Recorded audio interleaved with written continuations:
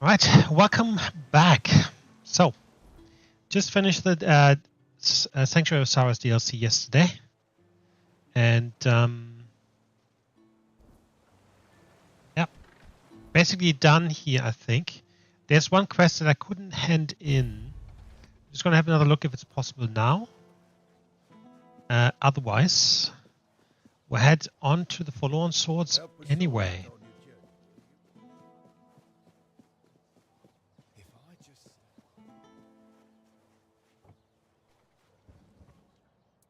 Hello. Yep, doesn't look like it. Hello. Basically, the quest here, see no evil. That's done. Hello,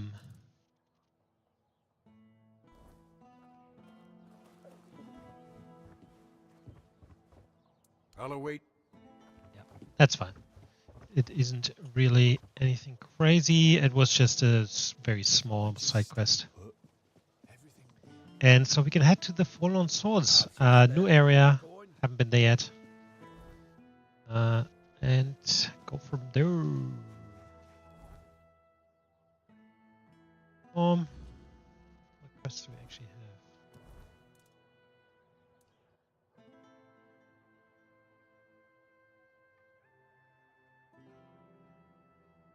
Okay. There's a few different quests. By the way, there's a door here, which is the northern gate.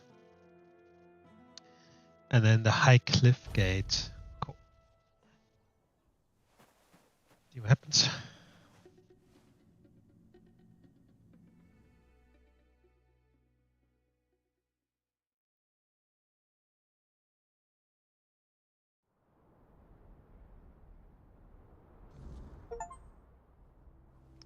Visit all the main regions.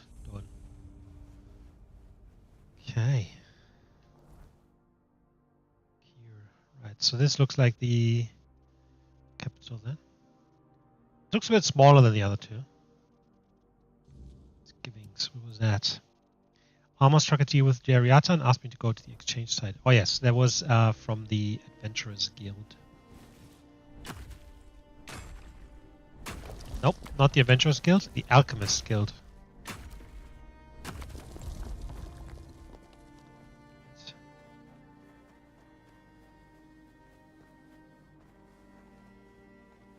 Snow. Of course. I haven't had snow yet.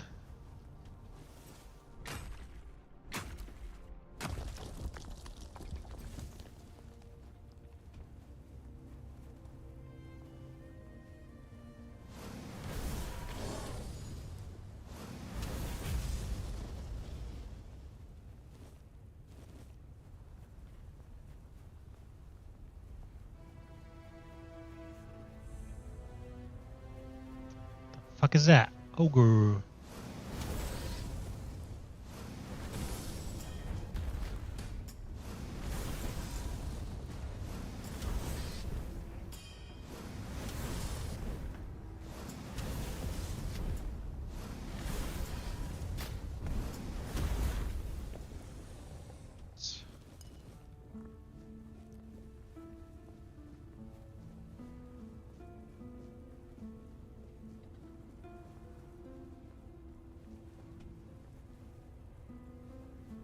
Relic Shrine. 5% spell power, 5% physical damage. Arc Druid's Boots. I had a look at the Arc Druid's items at the Sanctuary of Sorrows DLC when you play Merlin. They're actually not necessarily super good.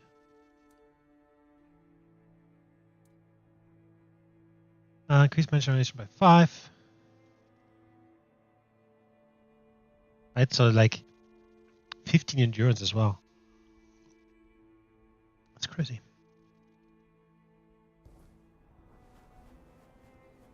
Oh, our second relic slot is empty. Okay.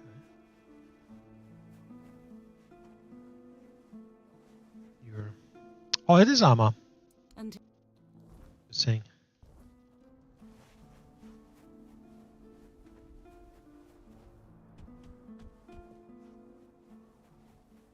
Oh, that's an enemy.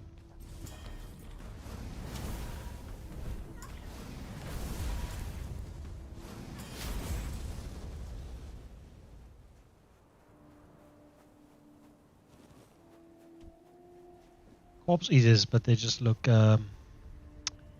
icy. Is that a word? Here. Smuggler's hideout.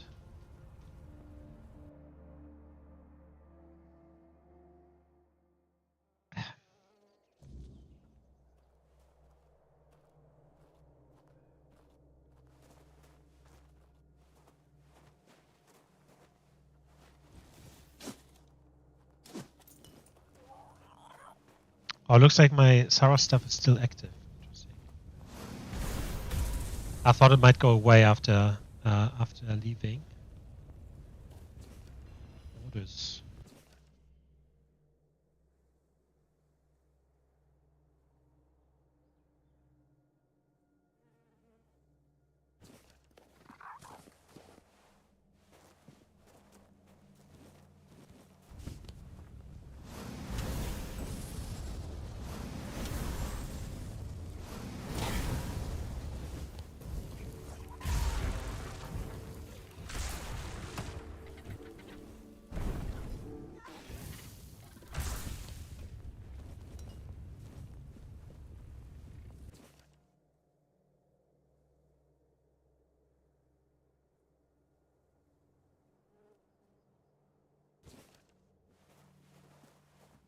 What happened here? Like the fucking smugglers got something.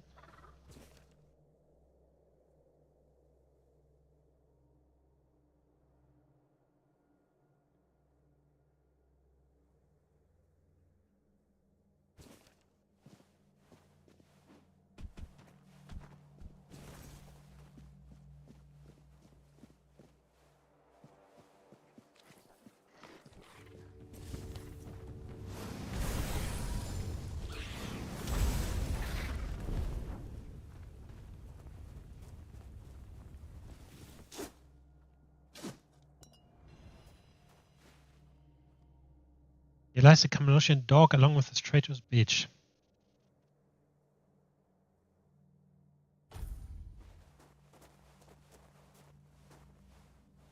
Yes.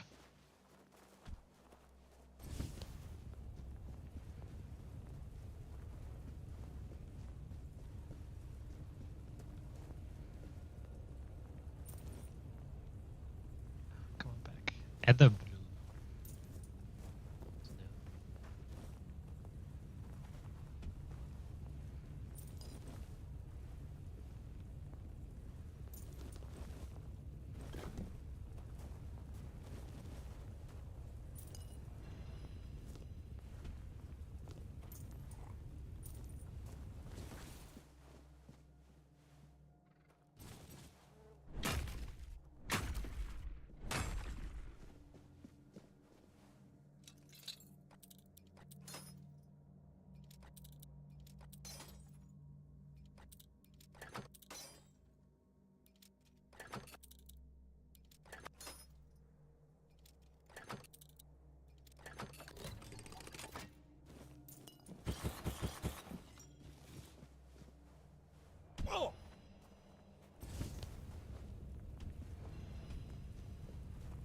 Verdant adder.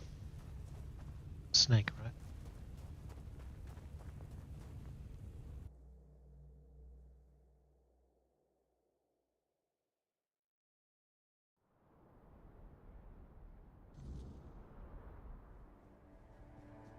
Right.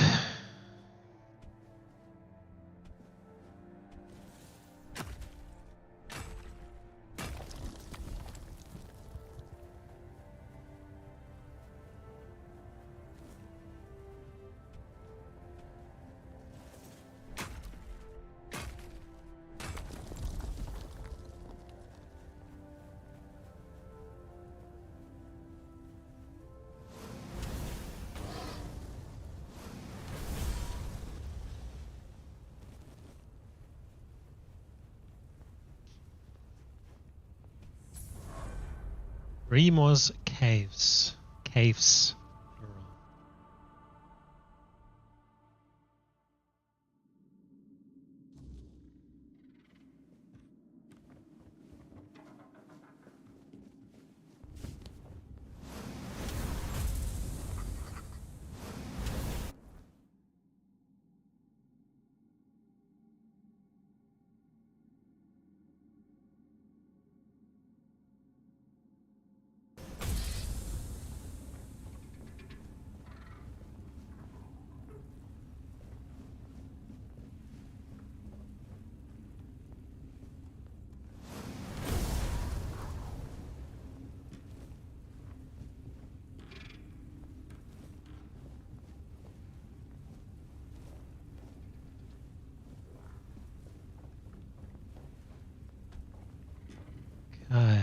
see how deep this stuff goes.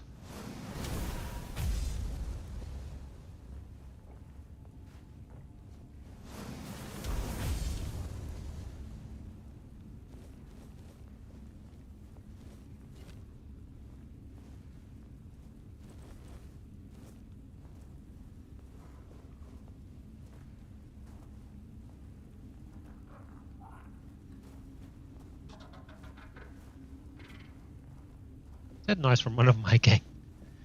I sure hope it is.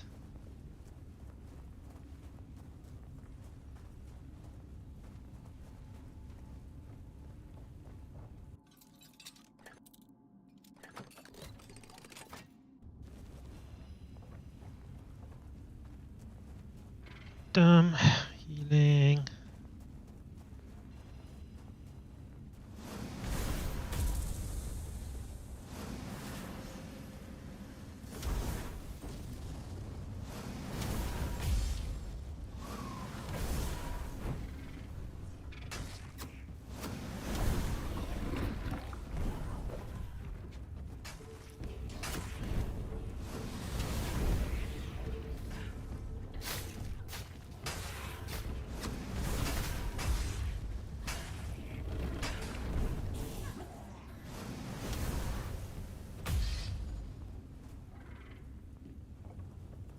It should be the lot of them. What thing?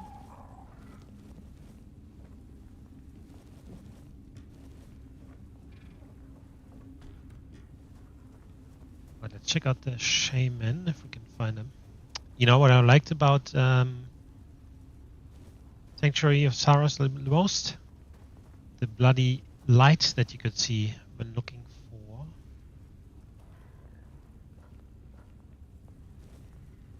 dead bodies. This guy's still alive. Fucking kidding me. Way. Ah, a visitor. Welcome to my court. Ah, there's no need to bow. I hope my loyal subjects did not cause you too much trouble. Now, tell me, what brings you before the king of all remorse? Looks a bit like Arnold Schwarzenegger. You can speak. Oh, of course I can. I'm a man after all. Why wouldn't I have that gift? I feel splendid. I lack for nothing. And the remorse show me exceptional reverence. What do you mean? State you in. I'm afraid I don't know what you're talking about. Does my regal bearing unsettle you? If so, there's no need to worry, my friend. You're among your own. And truth be told, I'm delighted to speak with someone. Well, someone other than remorse. Tell me, can old Aimless be of any service to you today, dear guest? I share my name with you in strict confidence. Not that the remorse could pronounce it. They don't speak very well. Mostly, they just mutter and grumble to themselves. Still, I'd rather they didn't know what I was called before I became their king. Well, before I became the king of all remorse, I hailed from the Dalreather tribes. Gunvalder, to be precise. An undefeated tribe of warriors. Deeply bound to nature. I never quite fit in among them. I couldn't summon a familiar. Not a single one answered me. And besides, I never cared much for animals. I didn't understand them. Not like remorse. They may seem uncouth, but their customs were truly fascinating. But with no spiritual companion, always studying remorse, my tribe deemed me lost, aimless, so they cast me out. And that's where the name came from.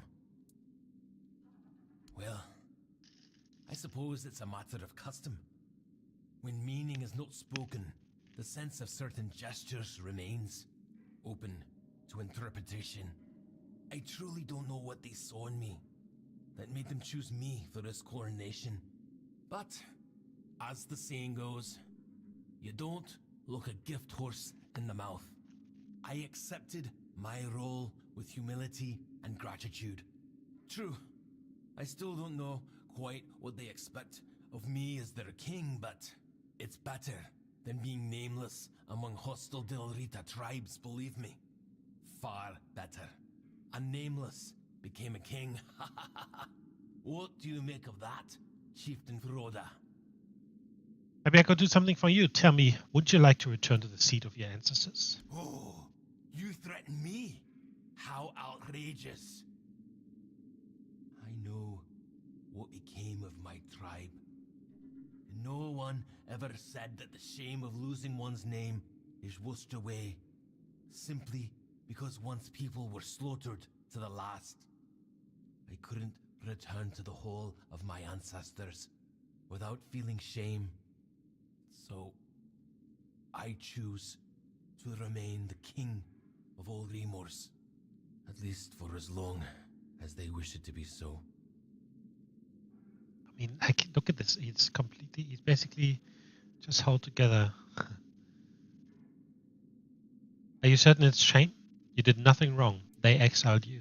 Why should I assume my ancestors would be kinder in my own tribe? Because you died a tragic death, seeking to broaden your tribe's knowledge of the Remus. Ah. So I truly won't manage to convince you that I'm perfectly content. Very well. I won't insult your intelligence any longer. Yes. Ever since the Remors did this to me. Right. And exposed my body to the weirdness, I've been trapped in this strange state of unlife. I see it as penance for my sin against the tribe. But so many years have passed. Perhaps it really is time to learn whether my suffering was not in vain after all. Will you help me? Absolutely. I shall give you good death. You won't be aimless anymore. Thank you for opening my eyes. I ask only one thing. Do not raise your hand against my subjects unless they strike first. It's the least I can do for them. I can step down as their king. I'm ready.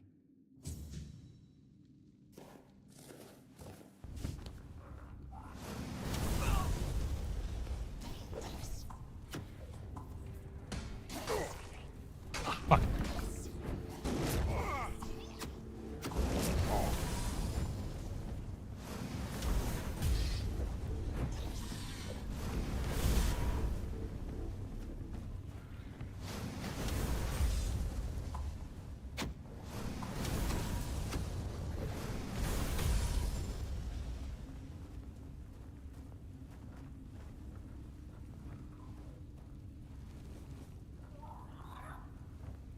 What a weird ass. This is the Blood Eagle, by the way.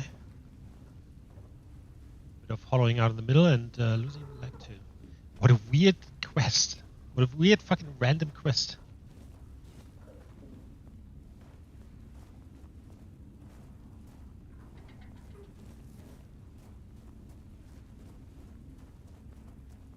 Fucking weird. This is the stuff that happens. You just walk into a cave and this comes out.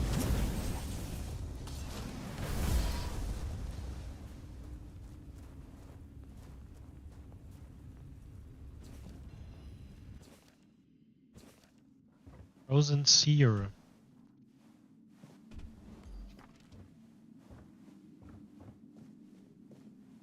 Oh, that's the entrance.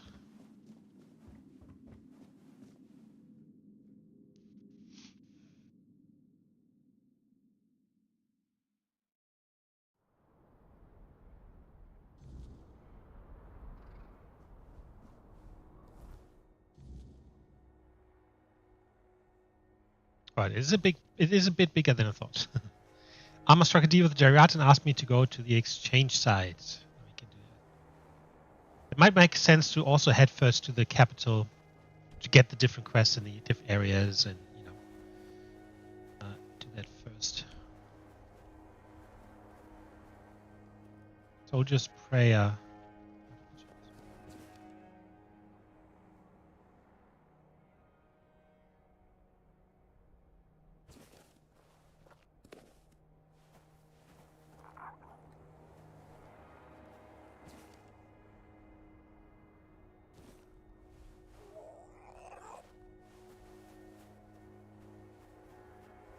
Look, Grail, the alchemist's little lady sent her lapdog. Aye. So, dog, speak. Got the gold?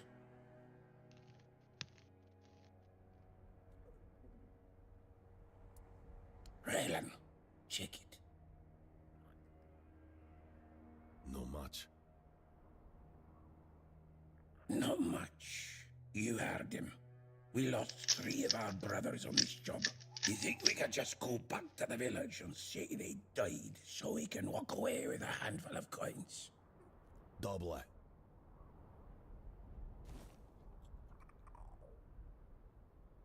How dare you?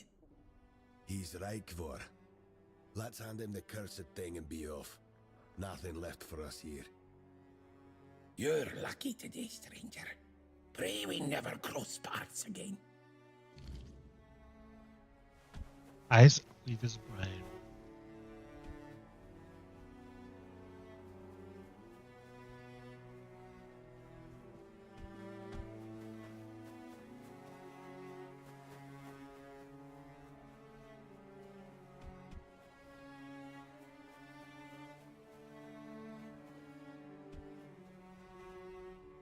It's done. I have the brain you were looking for.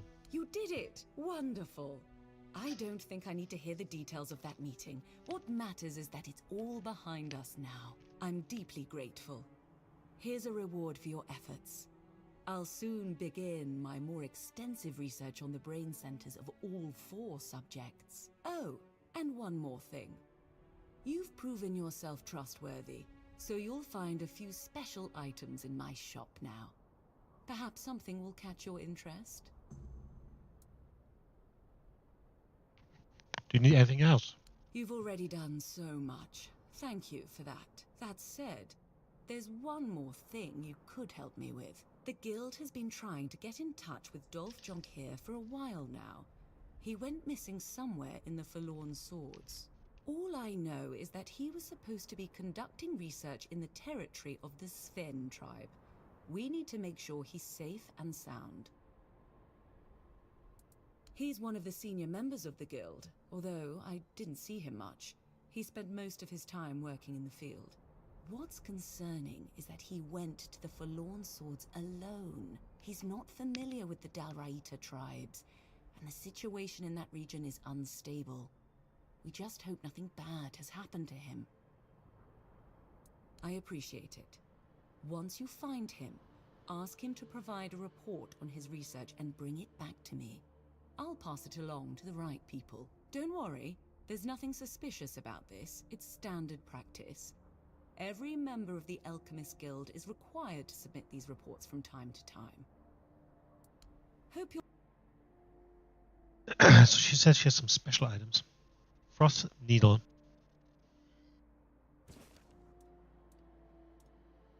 Take Dart.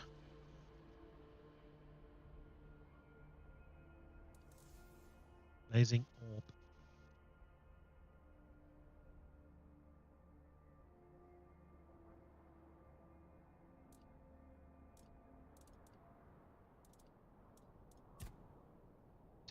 First of all, let's get rid of the garbage.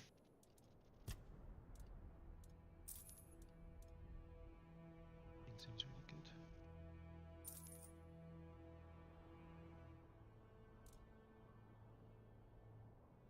Light attacks cost 18 mana and shoot a burst of short range wet projectiles.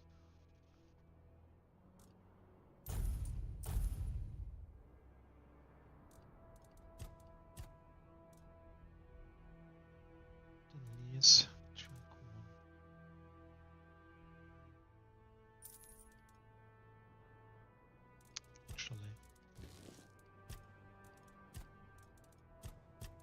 It's because it probably looks cool. Right, so Sir Tristan. It's a whole set. I just love having the whole set.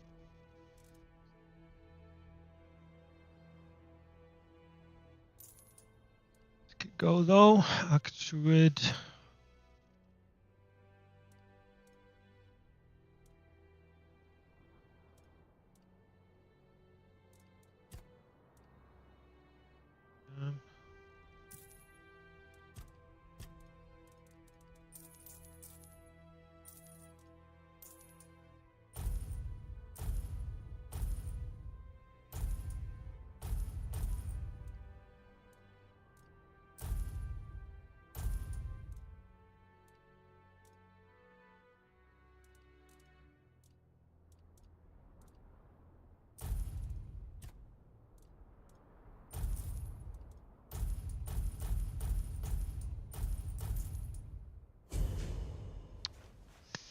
Beautiful.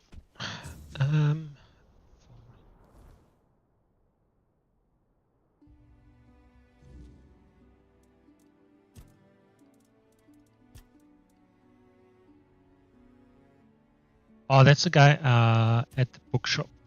Right. Okay. I'm gonna go this way though. This is where the main. This is where the capital is, I think. We're just gonna basically go this way. Call of the Winter Moon. Is that the quest from the Children of Morgan?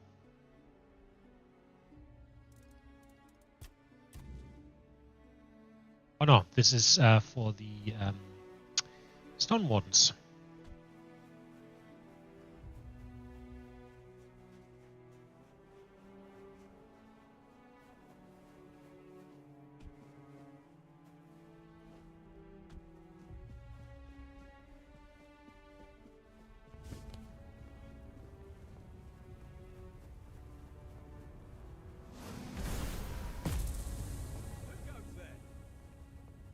Nameless. Fuck.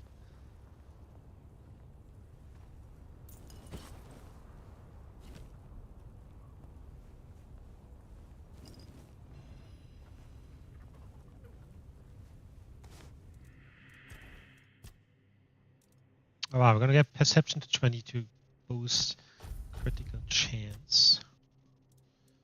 Right.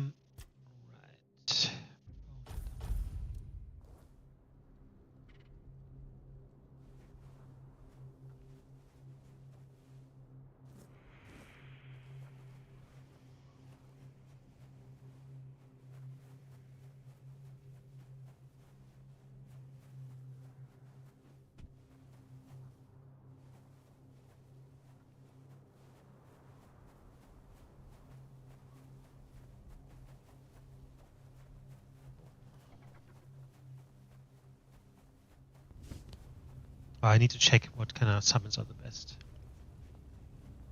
Enemies? Where are? Someone's out there. Someone's out there. You're no match for us. I guess the question is, why are there enemies? How's that supposed to work? I mean, like, why are they attacking me?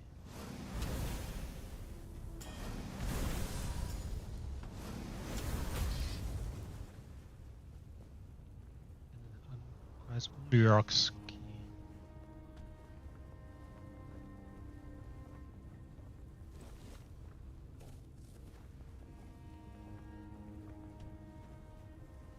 Gonna have to come back.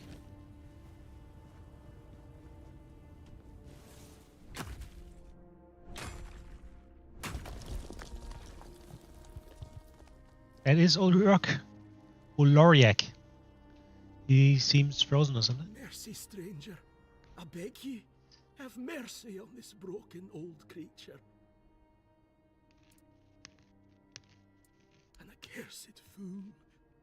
I once reached for knowledge not meant for me, and I paid for it with my own ruin. This is my shame, my everlasting dishonour, meant to torment me long after the stars above Avalon have all faded out. But no more, I beg ye. No more. Free me. I do not deserve to endure this fate. Help? Even a nameless is more of a dull reader than I am now. They look at me and see that one can be brought even lower than them. So they avert their eyes, fearing that even seeing me might draw misfortune upon themselves. So the nameless ones are the ones that have been outcast from their tribes. The Gunvalder guard their secrets jealously. I made a mistake by desiring them. I thought I had earned that right. I gave them a son, and that son gave them another. And they were always Gunvalder, never Thoid. I would not dare poison them with my Thoidness under the eye of their giant. But in the end, I was nothing more than an outsider. May mother bless you, stranger. I should have known it would take an outsider for someone to take an interest in my fate. The Gunvalder have taken from me what made me myself. They locked it away in the homes that once belonged to me and my family, forever out of my reach. If you could gather it all and bring it to me, I would be free of this curse. The key, it hangs around my neck. They put it there so that what I crave would always be out of reach. Take it, take it. May it be one less burden I carry. Thank you. I will forever be indebted to you, kindest of strangers. By the way, it is really easy to just miss him because he doesn't actually look like a person. It looks more like a statue or something. I basically just stumbled across him by accident. Sometimes these games are like this game is like this, where it's just stumble across something just out of accident and realize, oh, hold on, this is actually a really cool quest or some shit. All right, let's do this house first.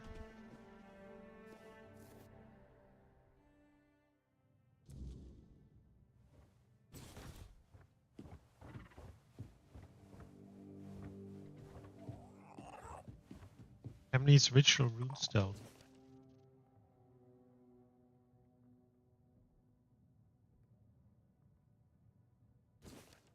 It's like they kind of did this to themselves, making themselves come back from the dead.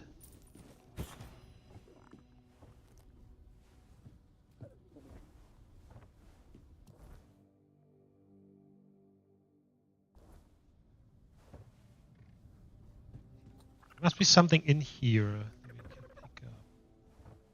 Problem is, it isn't marked on the map.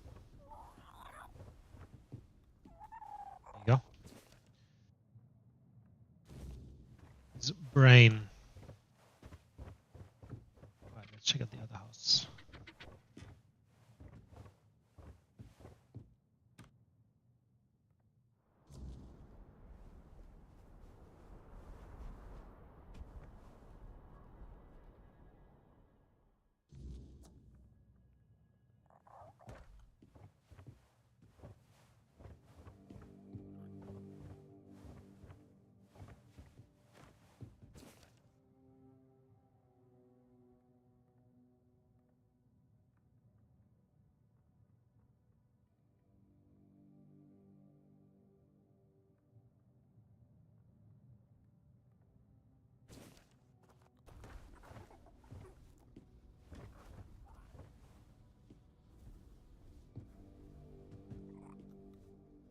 Blacksmith knife.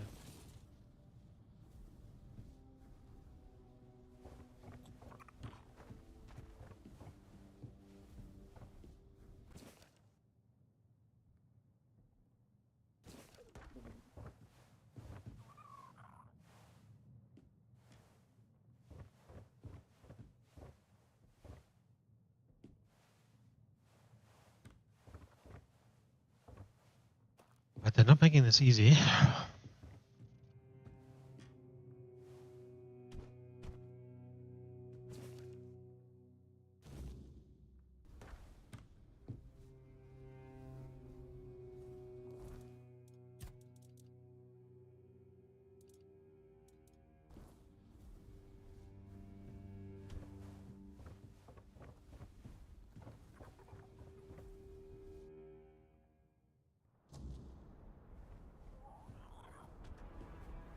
So it needs to be in here.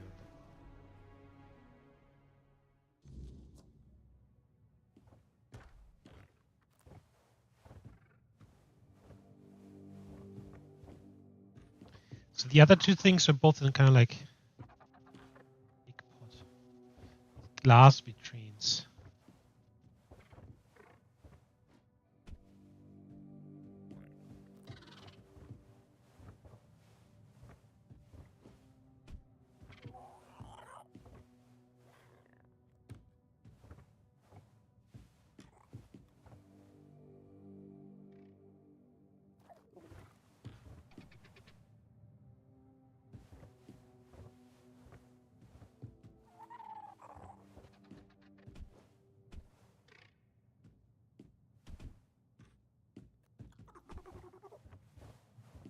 What am I missing? Let's go through this all again.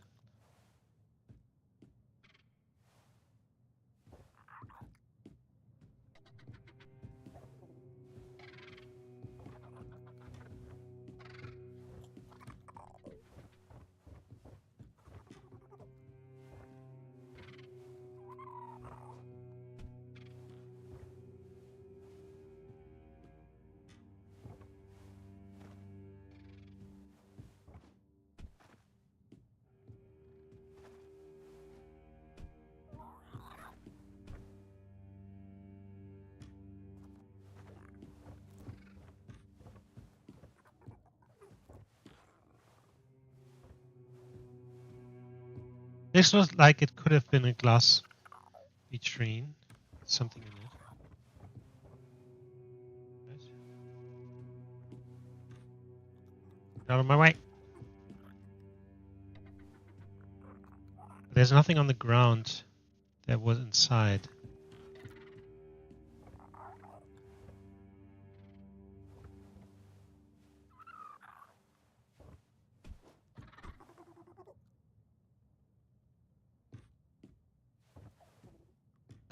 I'm a bit. Is something behind here?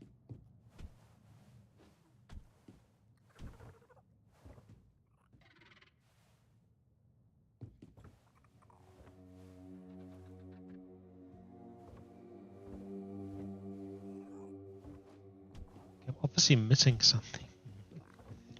I want to say it must have been here. There's nothing to pick up.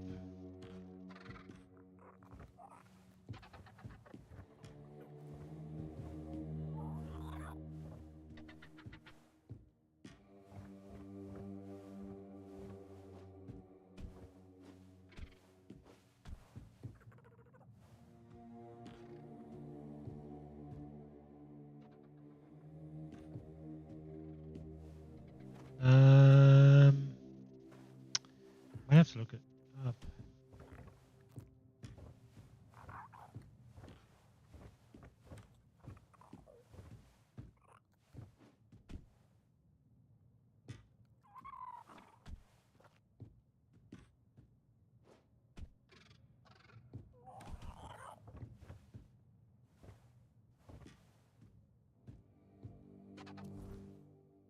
Empty house. Okay.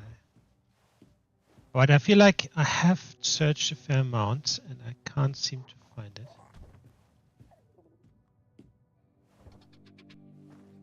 I want to have a quick look.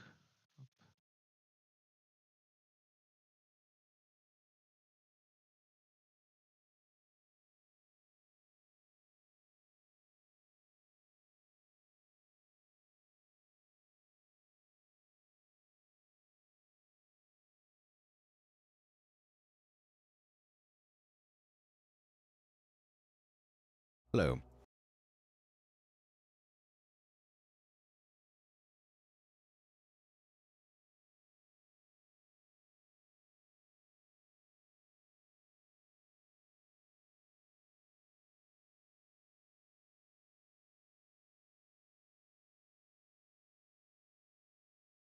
Oh my god. Okay. Apparently, that is so difficult to see. There's a little bag here, He has his hands.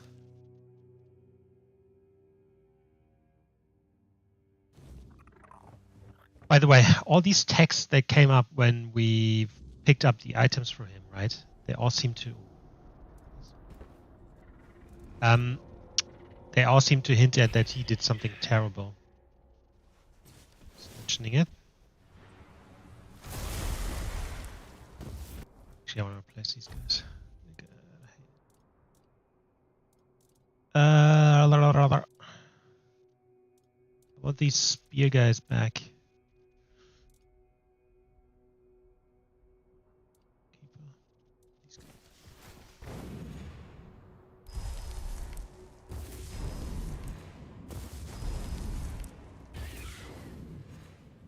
Okay.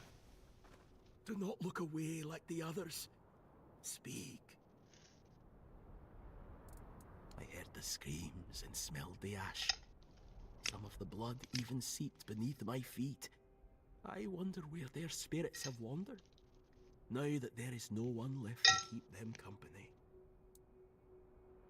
It is mine, and mine alone. But the burden does not have to be. What is it, stranger?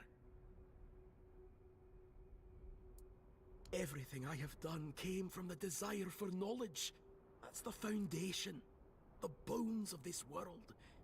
We Thoid know that. We weave the material of dreams and reality. The Gunvalder, with their animal companions, had something different, yet similar. I need to learn where it came from. You wanted to learn it, not need it. A want turns into a need so easily. Wow. Then it becomes inevitable. Surely you felt that? At least once in your life. The process is very human after all. No, I don't recall that I have. Then you may be an even stranger creature than I am now. And to learn you used your family. There was no other way. Should I have kidnapped stray Gunvalder? Kept them in chains somewhere just so I could understand? Would that have made me less of a monster? Or more? My family was mine, and yet in some way, I still remained an outsider to them. So I dismantled their secrets little by little, until they ran dry. Did you at least learn what you wanted to? No. My failure is my true punishment. All those sacrifices. All that effort. My wife. My son. His family. His family too. They never came back as they were meant to. As the Gunvalder believe. And I never discovered how to force them to do so. Some secrets are not meant for us to discover. Understanding strips them of meaning as though they never existed in the first place. You're saying I tried to make Gunvalder's secrets mundane. And mundane they became. A mystery became mere craft. And so my wife could never join our son in spirit, because I erased it with my banal curiosity. Oh, what a fool I have been. What a fool. You still think you deserve mercy? I don't know what I deserve. I only know what I wish. Please, grant me an honorable death, so I may face my family's spirits, so I may grovel before them like a worm, and let them decide my eternal fate. That's about right. Very well. Even you should be allowed to move on. Thank you, kind stranger. Thank you. Let us fight, stranger, and lift a little misery from this already forsaken world.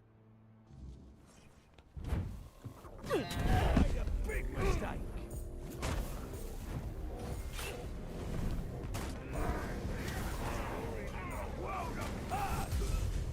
I just wanted to say, what the fuck is this? But it was his. Right.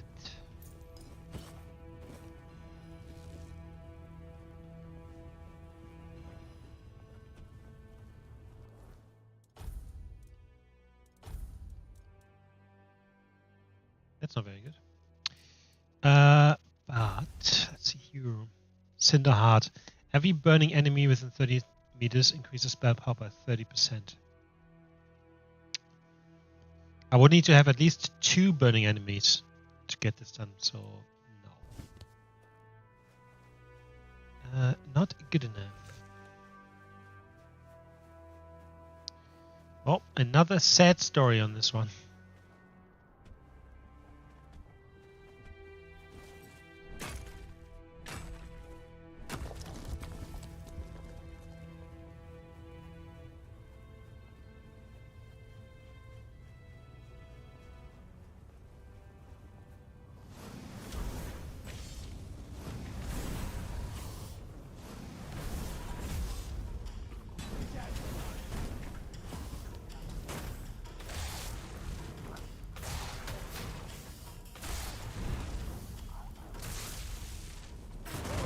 Making me angrier!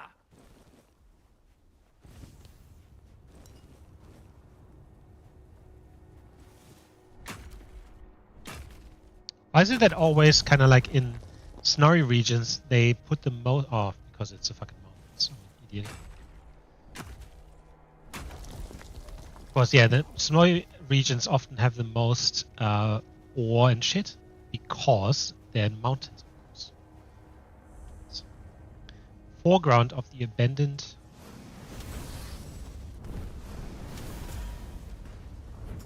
You're finished!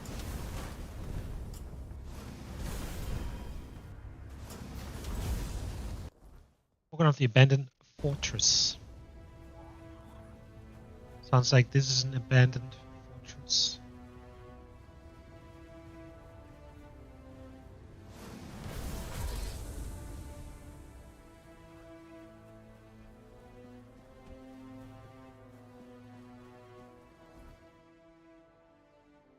I thought I would be able to go through here. Actually, it doesn't look like it, does it?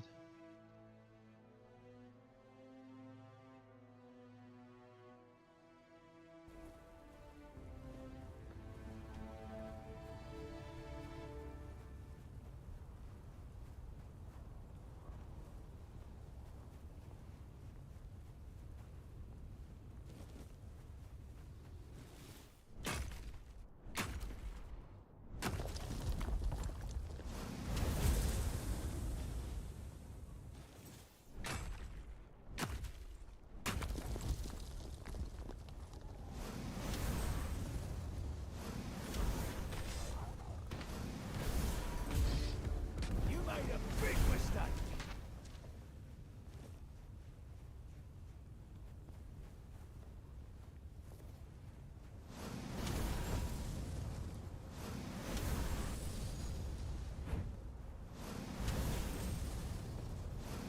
Give up now!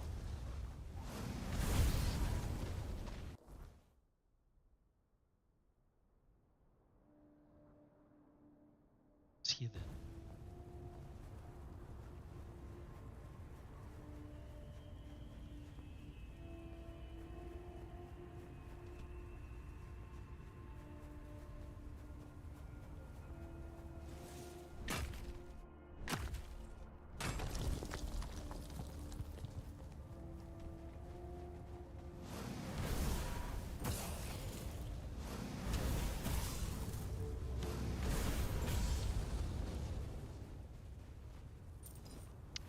Frost-bitten warrior.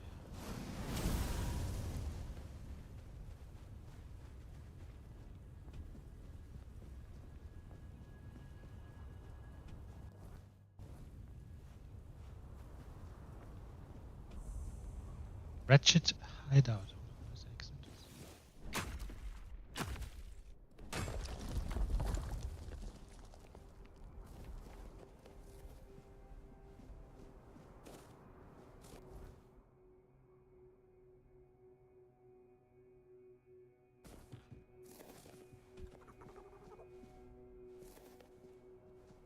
Entrance must be above or something.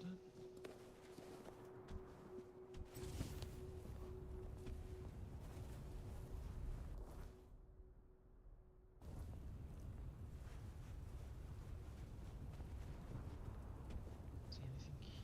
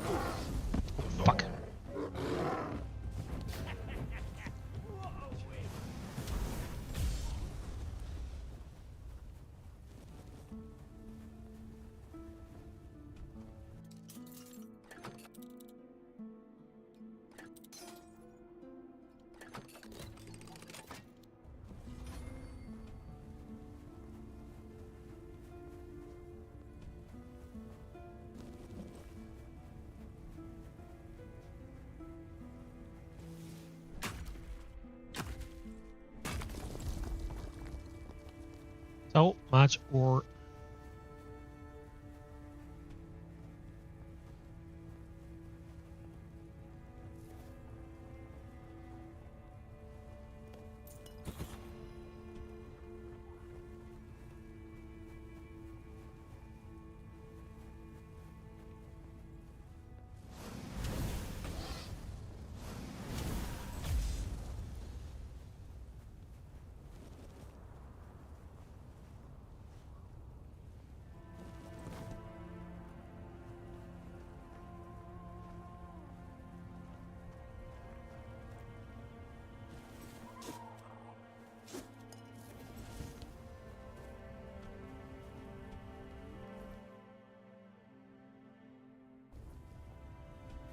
Does it look like there's people there? I feel like it doesn't.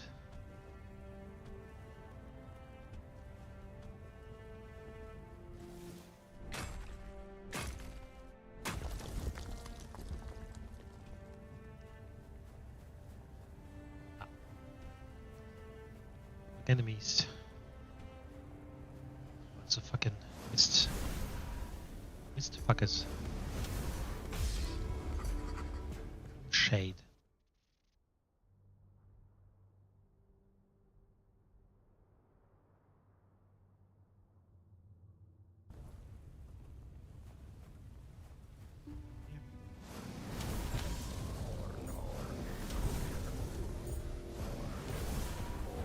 Right through him. Good.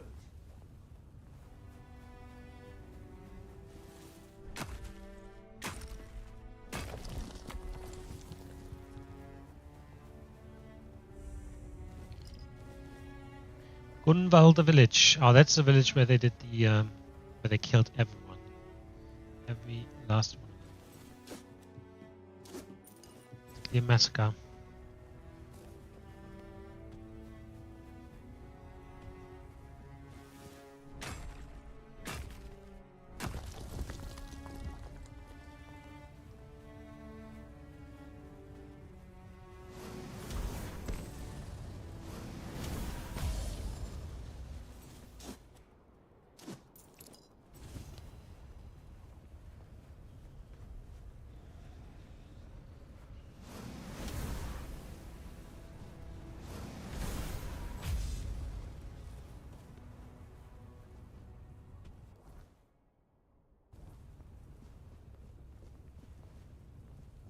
Seems very large, by the way.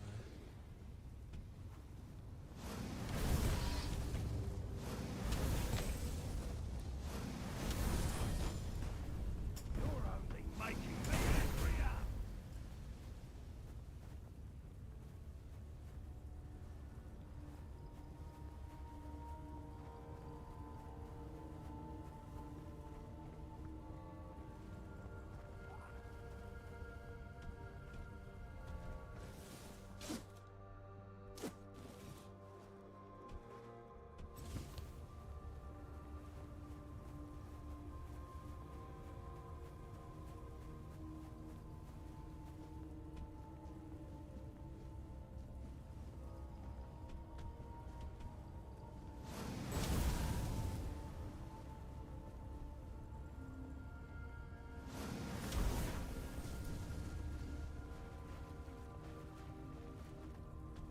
That must be fucking cold.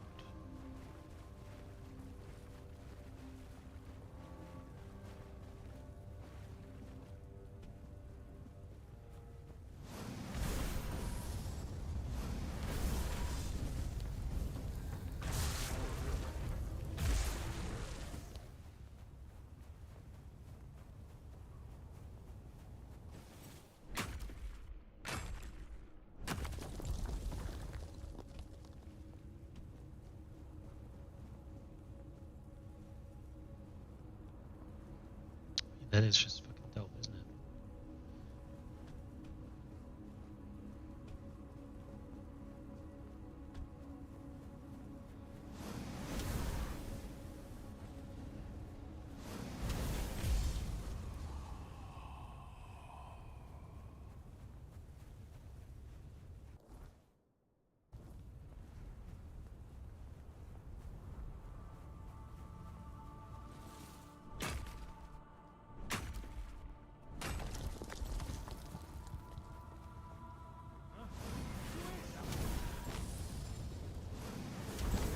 It's a plain bandit.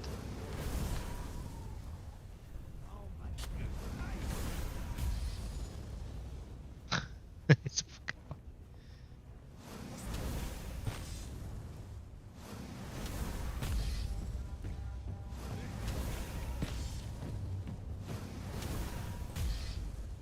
that?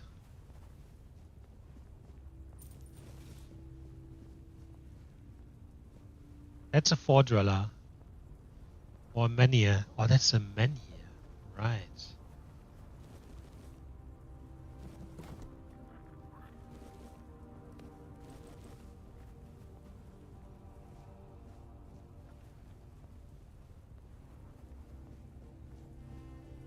Where we came from.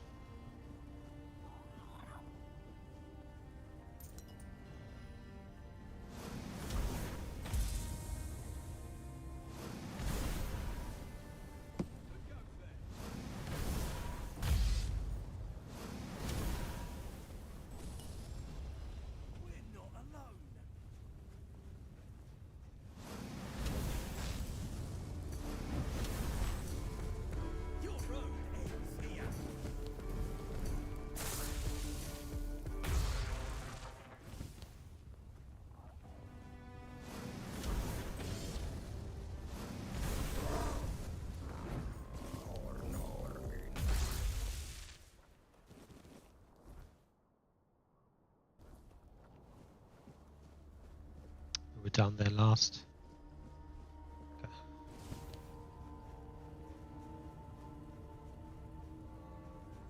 Okay. Is there a way into this thing?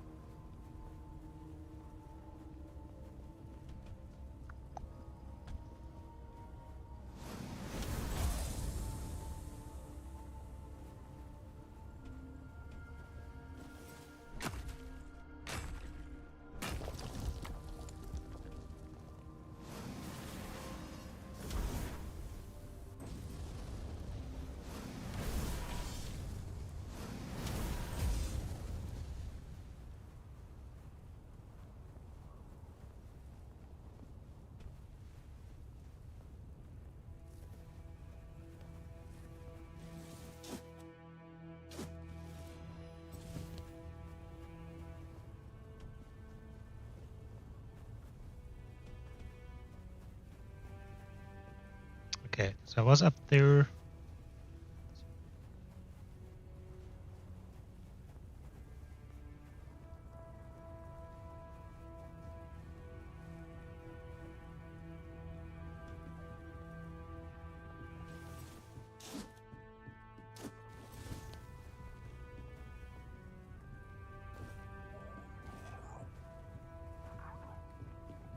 Dun, dun, dun. That's the men here, that's for sure. Can't do anything here yet.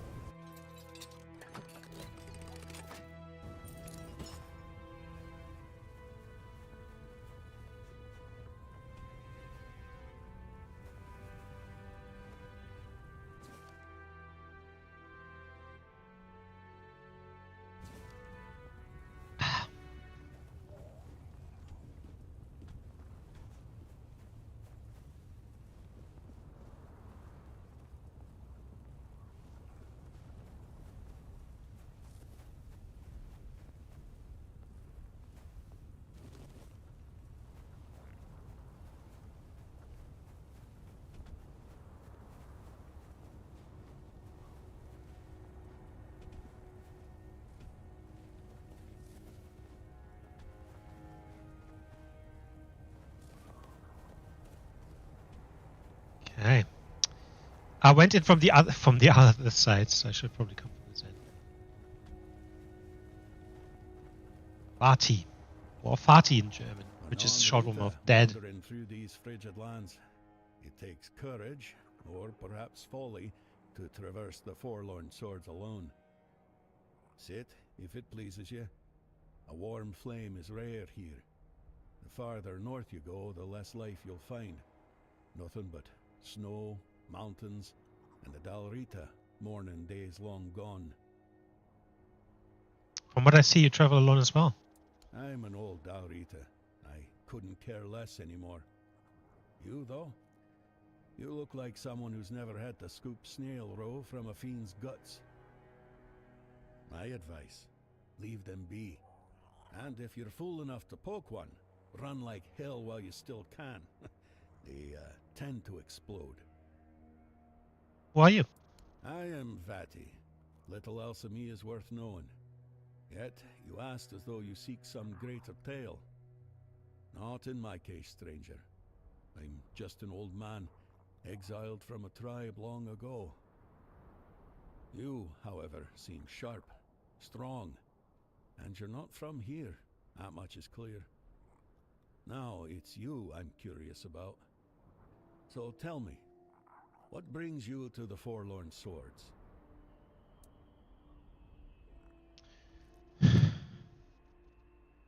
Take the artifacts of King Arthur. Well, I'll be. I haven't heard a tale like that in years. And what do you need those cursed trinkets for? The key to my mission. A mission, you say? And it must be damn important. I'm afraid, however, that in this ruined village, you won't find what you're looking for. But I know someone who might be able to help. Gerfan. That old codger might finally prove useful to someone for a change. What happened in this village? Camelot. They butchered almost everyone from the Gunvaldir tribe. Old Frode, Gunvaldir chief, knew the Camelosians were coming. He called for aid, but no one answered his plea. What a disgrace. And so, divided we fall. Now, his firstborn wages his own war in the south. The Dalrita dared not speak his name aloud. They call him One-Eye now. The last I heard, his people had taken the temple of the All-Mother. He's the son of the chief from this village? That's crazy. Why did Camelot attack the Gunvaldir tribe? Among the Dalrita, there were rumors that their giants had begun to stir. Hard to say how much truth there is to it. Look for yourself. Still sleeping like the dead. Camelot may have feared it, though. A wakened giant would have been just another burden on their already troubled heads. And royalist heads seem far less suited to carrying burdens. That's how I see it. Can you tell me more about the battle that took place here? Here? No. What happened here was a slaughter. The battle itself was fought in the fortress, but I wouldn't advise going there. Folks lose their wits there. For as long as I recall, restless Dalrita lingered within its walls, kinless or destined to leave heirs that would not remember their ancestors. But then the Gunvaldir decided to look after them. They claimed the fortress for themselves. No one objected. What do you mean by Gunvaldir decided to look after those souls? Gunvaldirs had close ties to the spirits of their ancestors. They took in those forgotten as their own, forging a bond with them. In return, the spirits granted them strength, sometimes even coming to their aid. Frode and his people thought moving the battle within the fortress walls would give them advantage. Well, they all died, so that tells you how it turned out. Other tribes didn't want the fortress for themselves? The only tribe living close enough were the Ulfar, but trust me, most would rather raise a toast to their ancestors than meddle with their spirits. Let the dead remain dead, as they say. I met one in the south. He's still fighting. It's surprising he's still alive, I won't deny. But I understand how he gathered loyal warriors. The mood in the tribes is sour. Some have had enough. They break away and rally to the banner of the proud warlord. A madman's fight against the oppressor. A romantic vision, isn't it? Could you tell me more about the other tribes? I was once a scribe, and true to my calling. I live in the past, stranger. I won't tell you anything of value, just old tales and bygone days. I have little contact with the tribes these times. The words of an exiled Darita carry little weight, same as his name. You'd be better off discovering things for yourself, believe me. It will be a far greater lesson than anything I could ever tell you. He has 8 lockpicks and 10 sharpened arrows.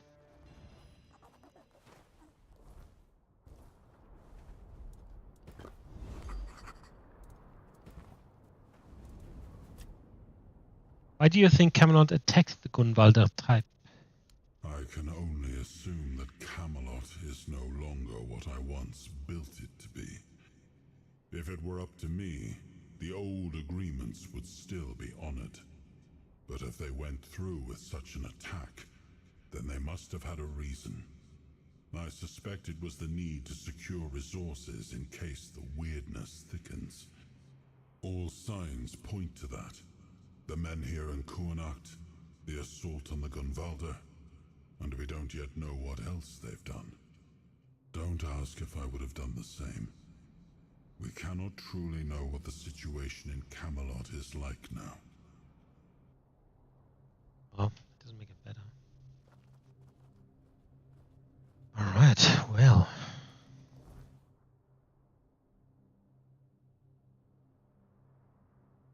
It's like we'll have to go through here.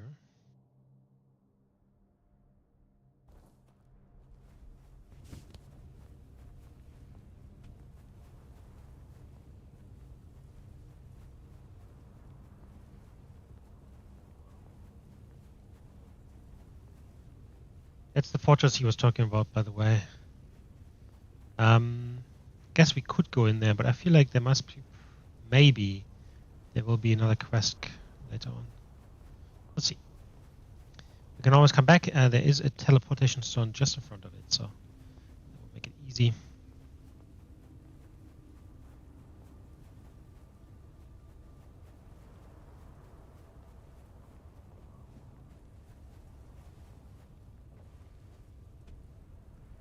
Run now. It's crawling with monsters out there, isn't it? I'm hiding here to get my strength back before moving on. Who are you? They call me Runner because I'm a fast runner. If I were still with my tribe, I'd have introduced myself as Shabba. But Scarin the Skin Taker gave me that name, and I just got used to it. You were cast out? Not really. My greatest sin was being a Gunvalder who survived. None of the other tribes would take me in. They think my survival goes against everything the Delrita stand for. Can you believe that? As if surviving is beneath the Delrita. Who needs us dead? Only the worms in the ground. So I joined Scarin the Skin Taker's band. We were like a family, until Scarin decided there was no place for me in his ranks. Who is Scarin? He's the top dog around here. After I joined him, he called me Runner. Said it was for how fast I run away from a fight. He's one mean son of a bitch. At first, it seemed like we all shared the same idea, uniting the Delrita, even the Nameless ones. But over time, he started losing it. He sees conspiracies everywhere, trusts no one, stuff like that. I think the power got to his head. I've heard it happen sometimes.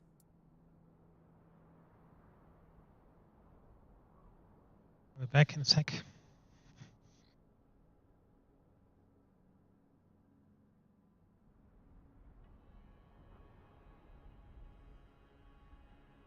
And where are you headed? Out of here. Anywhere. The farther the better. I've got just one last piece of unfinished business keeping me in these lands. but I need a lot more strength before I finish my mission. And all these monsters sure aren't making things any easier. What mission is that? I want to get rid of Scarron the Skin Taker. He shouldn't rule over anyone, and he certainly shouldn't try to unite all the scattered nameless under his banner. But if he succeeds, the way he is now, he'd have us attacking our own brothers. I've had enough bloodshed. One Eye's off to his war, and word is that Gurfhanr wants to call the moot and go to war with Camelot. Moot. Or with One Eye for going after Camelot. Either way, it ends with us spilling more of our own blood. Going after Camelot, or after One Eye for going after Camelot. That's quite a reasonable take for a former bandit. But it's the truth. And I was thinking, if you're willing, we could make a deal. You see, if Scarron were to be killed by someone outside the Del Rita, not only would he die, so would his legend. My nameless brothers will see the truth. Someone wiser will take his place, and we'll live in peace. Exiled, maybe, but still honorable. Alright, I hunt him down. Great! That's what I like to hear.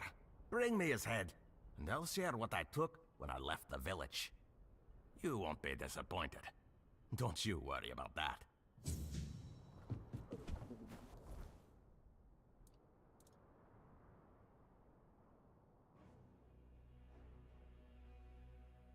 Alright, it's not even that far away necessarily. Coordinates. Oh, this is the other portal. Right. Well, in this way, in this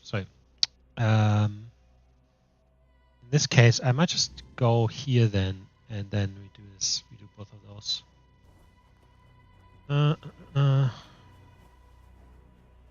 Alright, so it's this way.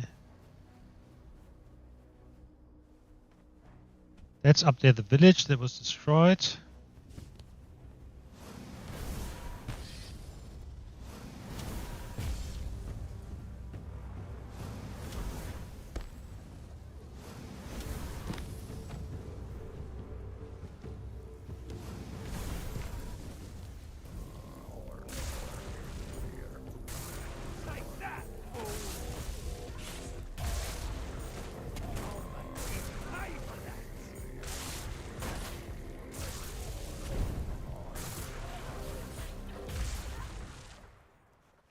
Well, these guys sound stronger.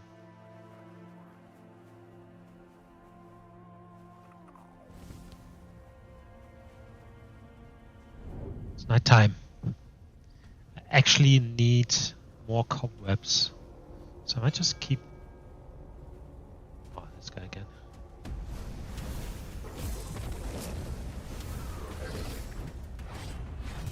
You made a big mistake.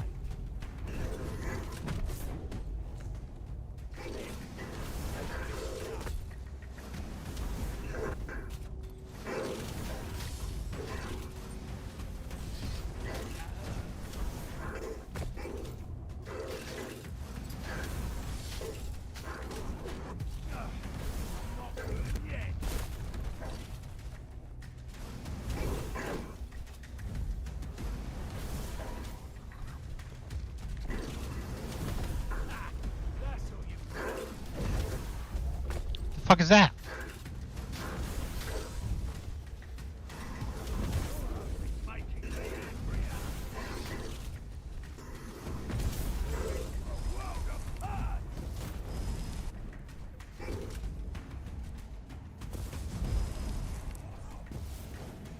Sleepwalker, great.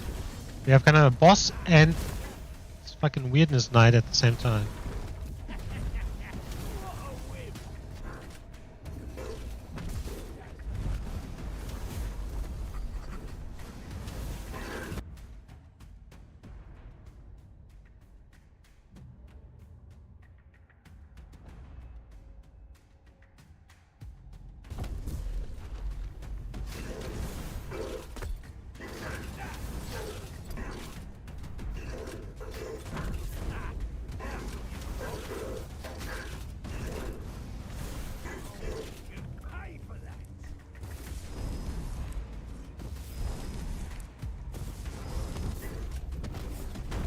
a big mistake.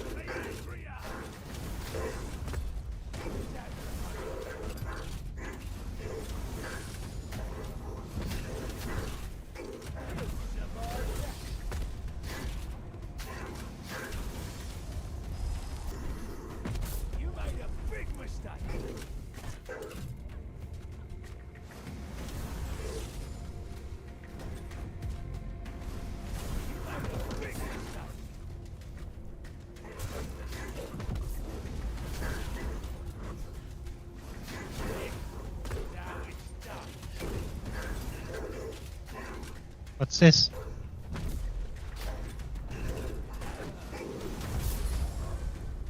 That's just not that.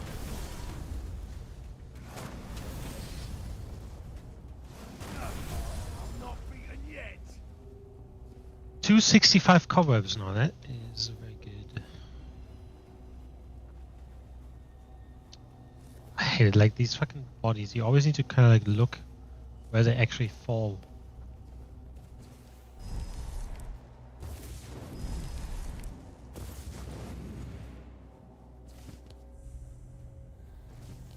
Will look cool.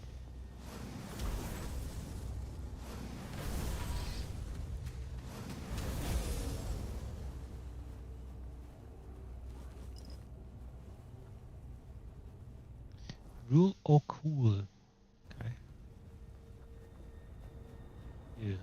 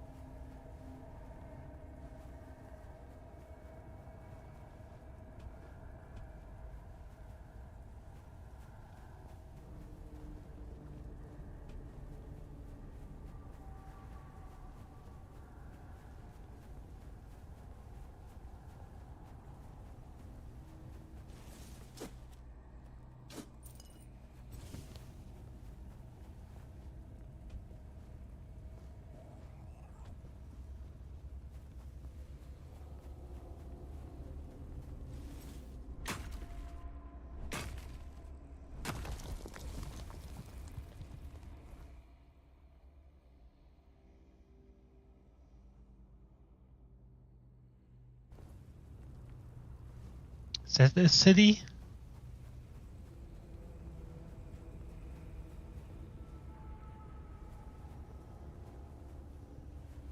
Boots clan folk killed. Focus clan folk killed. Swain. Ulfa. Small pebble. Trap or some shit. Godric the Grim Vow.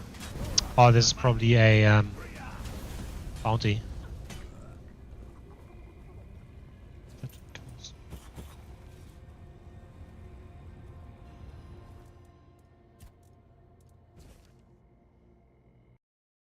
My mouse changed.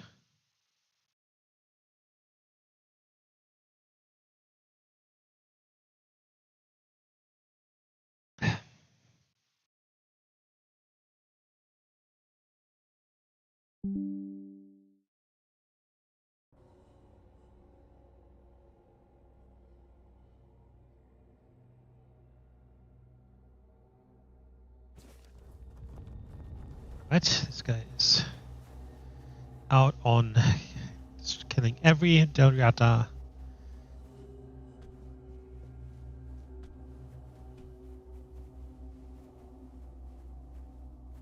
Okay, what is this? Now this looks a bit like I don't know what it was called, but in the Horns of the South, there was also kind of like this druidic temple. You're too fucking full. It doesn't look like amazing stuff. But yeah, it looks a bit like a druidic temple, basically.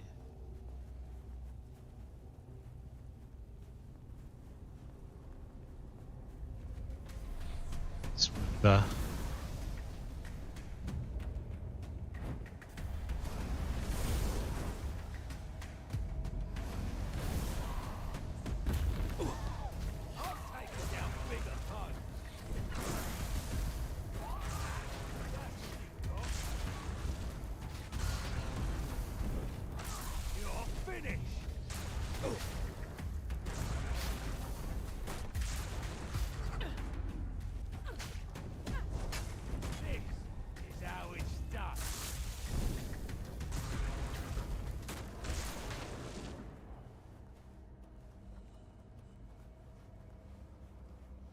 Where does his body go?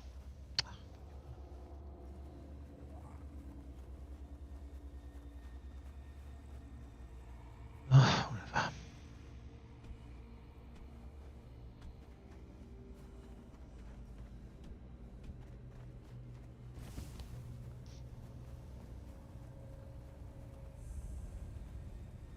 Grotto of the First Man. Now that's the quest, right? The First Man. Emron marked the area on my map where the grotto he spoke of should be. I need to find it.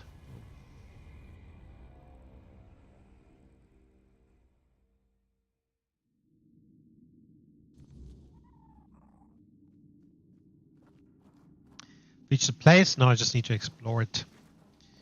Inventory look like, yeah, that sucks.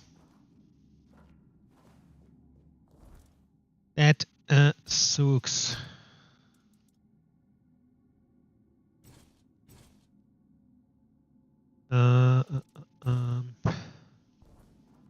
Can't really pick up anything other than blue items here.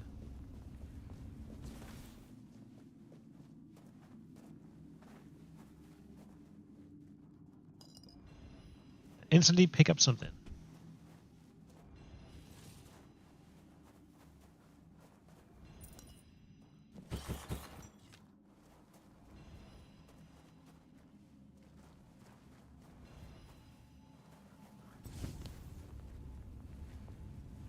Looks cool. Stone art. What the fuck is this? White. Okay.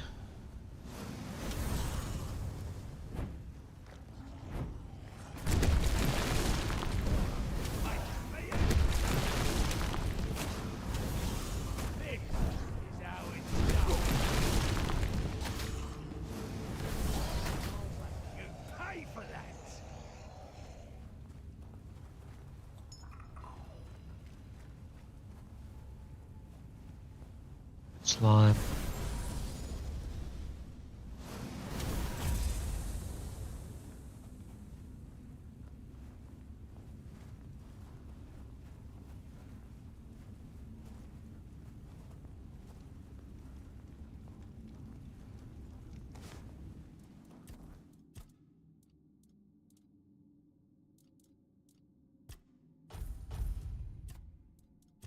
Alright, let's actually have a look here.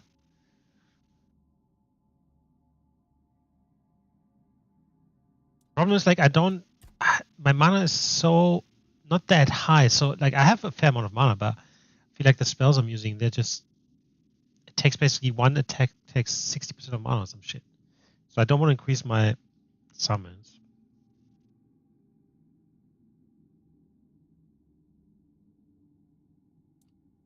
I would like to get more mana.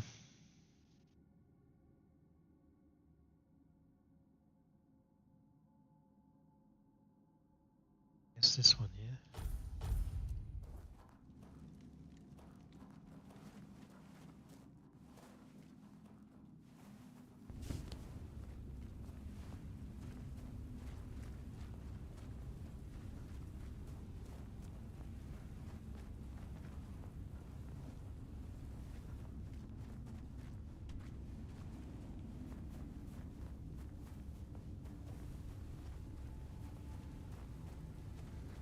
Undead.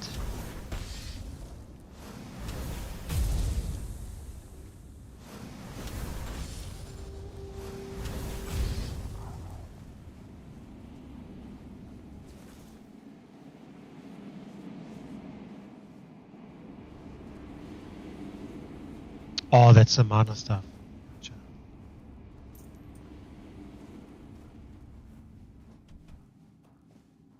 Because it makes such a blasting noise.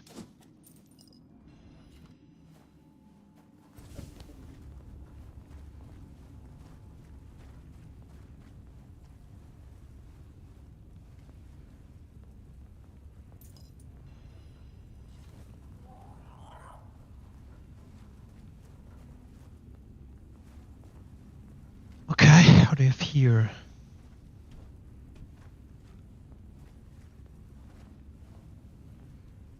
Now that looks like a weirdness portal. And that's just like a port driller.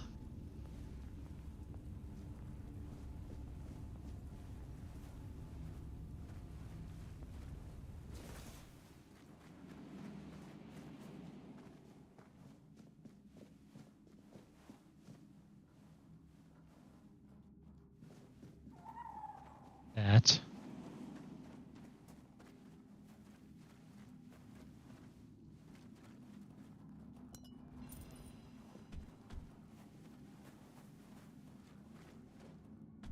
I sense the presence of a soul.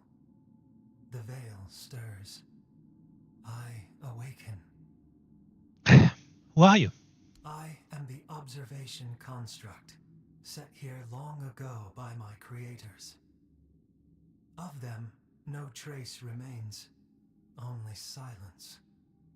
Yet you bear the soul mark of a creator. Faint, flickering, but there. Shall I speak what I have seen? It could be that he senses it because I think Arthur was imbued with the prince soul of one port driller, right? How long have you stood here? Time is not mine to measure. No sun reaches this place. If you seek such knowledge, find the one the creators named Time Construct. Or ask the construct for watching Outlanders. He counts the days, or so it's said. Tell me everything you can. You must choose what I shall speak of. My memory holds much, but not all at once. Would you know of the living that pass through this place? Or the signs carved upon stone? Or the bones and the other still organic matter?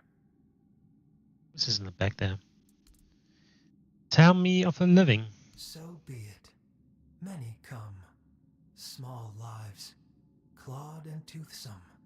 They bicker, they fight, they devour. Be wary. None like you have passed this way in many cycles. None who bore such light in the soul. What about the stone symbols? The stone is painted history. The first carved their truths into the walls, signs not bound by the turning of time. I watched as stars marked their days, the gut of the mountain, the giant's eye. The sky bore witness when the primordial fell. The pattern remains for those who know how to follow it, but few now do. What about the bones? One rests still, a skull of the first, cradled on a pedestal, delicate, revered. Perhaps the old tales speak true, that the creators sprang from those ancient ones. The signs point that way. But to say more would be beyond my knowing. A greater construct would be needed. Were you made by the fort dwellers? I do not know this word. I was woken by the hand of creators, or perhaps by their will. That is enough. That's all I think. I wake to presence. I rest when the world falls silent. The watch is ended, for now. When another soul walks this ground, I shall wake once more. Take this as a memento of our meeting. For Dweller's Skull.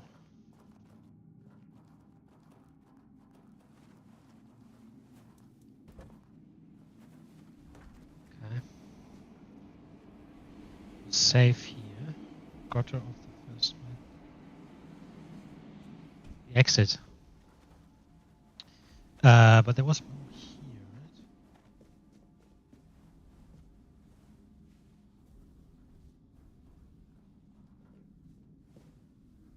Oh, that's where I came through.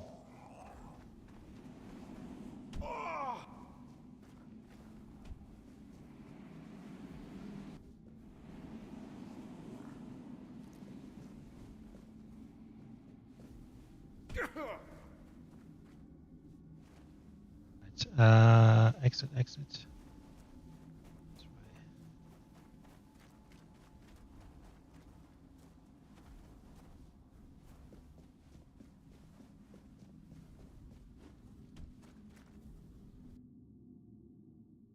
I might head back to Kornat, just because I need to store shit in the stash and also sell a lot of things. Then I can have this, put this back, hand this question as well. About the Grotto of the First Men, have you ever encountered a construct before? Never. Until now.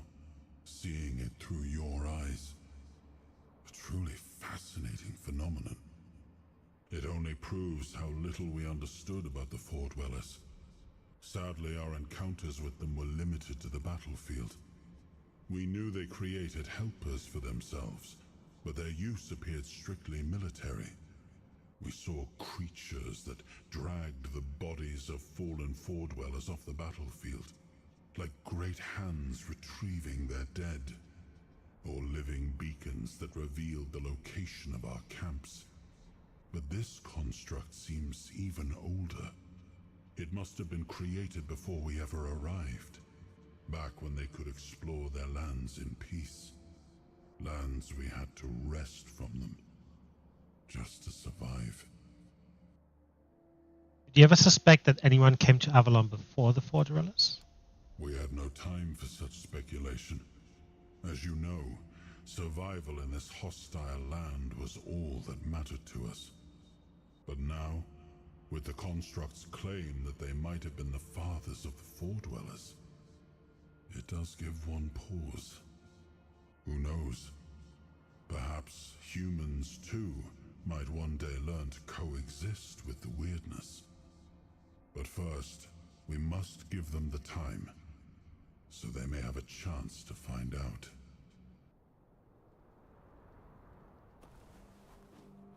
Okay.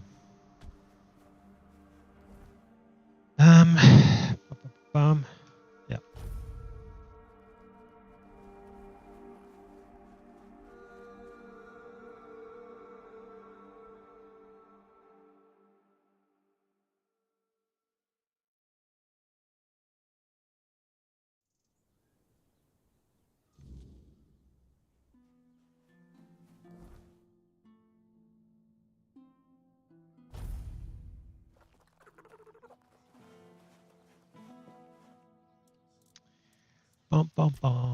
So I wanted to put this down and that one.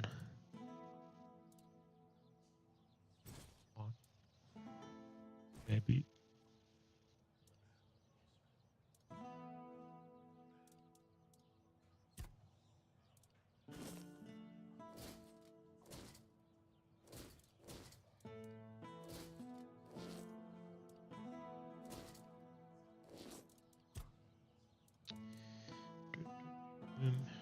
Okay.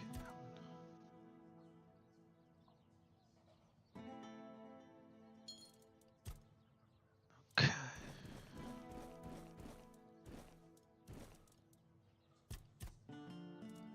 I might store all of that stuff.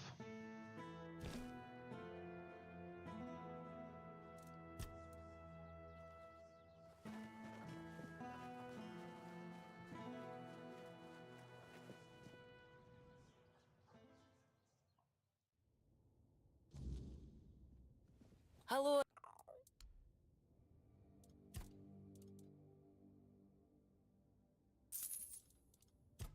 I can sell these things. Go.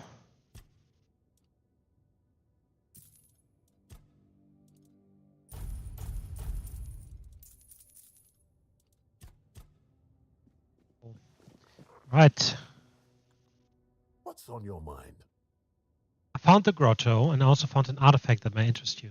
Oh, by the piggish wounds. That looks like a four-dweller's skull. I'm not sure. I can't put my finger on it. It looks similar, but far more primitive. Quickly, let's hide it. Who knows how people may react to seeing something like this in the middle of town? Let's not cause trouble for Varel. Tell me, what was it like? What did you see? I meant a construct. That's what it called itself. Some kind of four-dweller tool, I think, for science. That's remarkable. And it still worked after all these years. I've heard of constructs before. I always thought they were just stories told about the four-dwellers, the kind meant to scare kids into behaving. But they were said to activate only in the presence of a four-dweller. So why did it respond to you? Because I carry part of King Arthur's soul within me. Well, that explains it. Say hi from me. And thanks for trusting me with that. I'd love to hear how you got your hands or your soul on something like that and still walk among us. But right now, I need to focus on this discovery of a lifetime. So tell me, what else did this construct say? There's a theory that the first men were actually the ancestors of the Four Dwellers. That's it. By the gods, that's proof. Do you know what you've just discovered? Proof that the Four Dwellers weren't born by the weirdness itself. They just evolved over the centuries, learning to tame the weirdness and claim its power. And if they evolved, maybe there's hope for us too. If we're strong enough to survive, maybe we can change. Live freely, without fear of the weirdness. Sorry, my mind was wandering again. What were you saying? They were cave paintings, and the construct had a method to decipher them. It was supposed to be their history. Cave paintings? With their story? Incredible! Astounding! I'll have to go there myself someday. But now, I can only imagine what they might have looked like. Thank you. Here, take this for your reward and for your efforts for uncovering the artifact. I hope only the most remarkable adventures and discoveries find their way to you. Now, if you'll excuse me, I'll return to my thoughts. Siege bow. I think I already have one of those.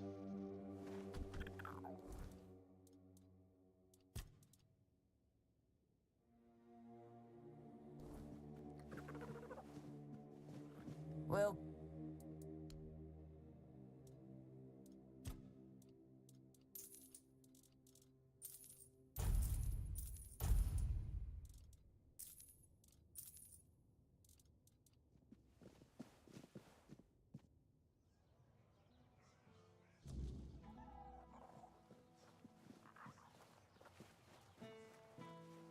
So this time we can actually enter from the other side. This side here.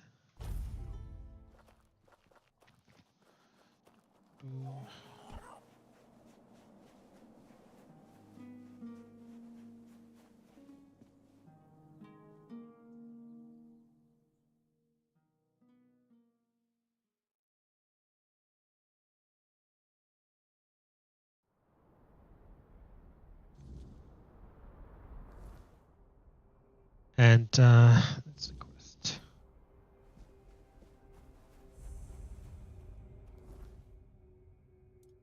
That. Oh. What are you doing, Alvin? you're from outside, aren't you?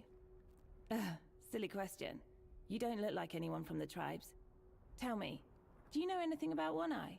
Where he's stationed now? Since we're talking, maybe you should introduce yourself. Of course. I'm Olwyn of the Spain tribe, though I don't know if they'll let me keep that name after running away like this. But I don't care. My tribe isn't what it used to be. I doubt anyone's still alive anyway. What happened to your tribe? I don't know if I can talk about it. It's still too raw, you know? Something terrible happened. Truly terrible. Our god, the Lord of the Hunt, he got out of wherever he was being kept. And then he did what gods like him do. He hunted. Faithful or not, it didn't matter. There was so much blood. I'm sorry. I can't talk about it. Can I visit your tribe? Even under normal circumstances, that would be risky. Our archers would drop you the moment you stepped on our land. I don't know how many are left, but if I were you, I'd go to Gurfhan first. He can give you a pass, so you can visit the tribes without, well, getting shot. So if you value your life, go to the capital first. After that, wander as much as you like. So, about One Eye. One Eye is allied with the Horns of the South. He made a deal with the captain. No way. He actually pulled it off. I heard rumors he wanted to strike a deal with the Southerners, but I never thought he'd manage it. Well, thank you for the information, and see you in better times.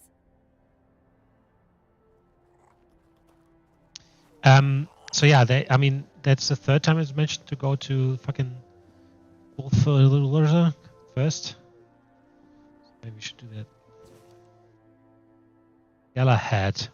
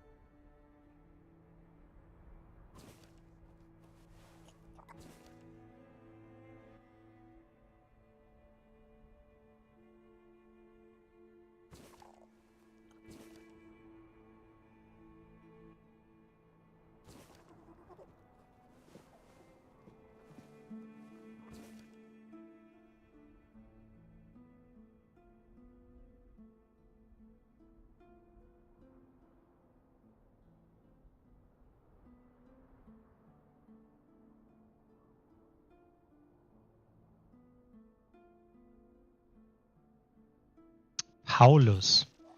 Did we met a Paulus in Kulnat?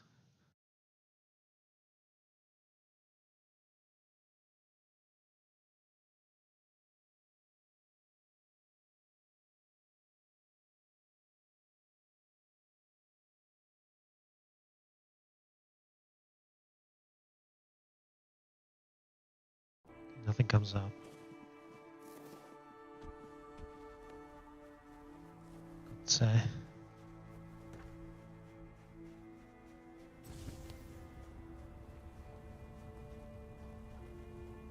Okay.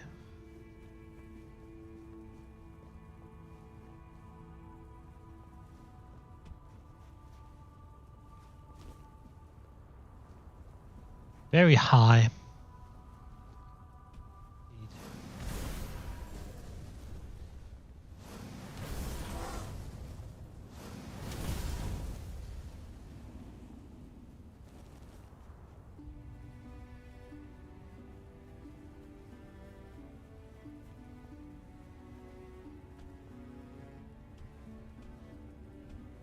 Barrow of the Haunt Shadow. Interesting. It's not coming up off the map. Usually any entrance you go into is a marker on the map. But this one did not come up.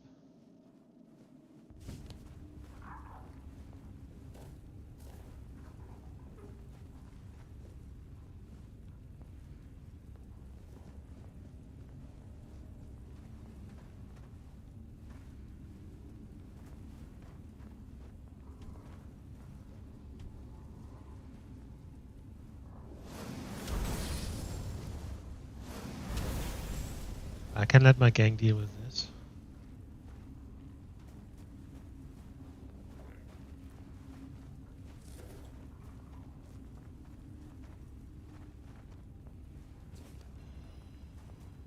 Okay, ages. Iggies.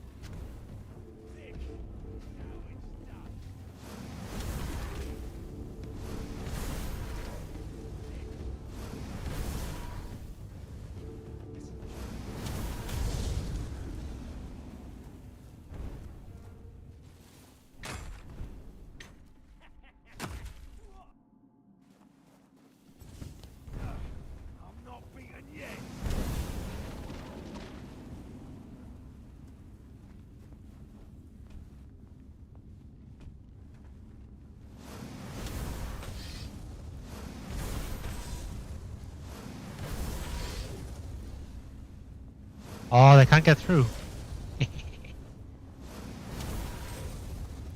That was too fast. Fuck.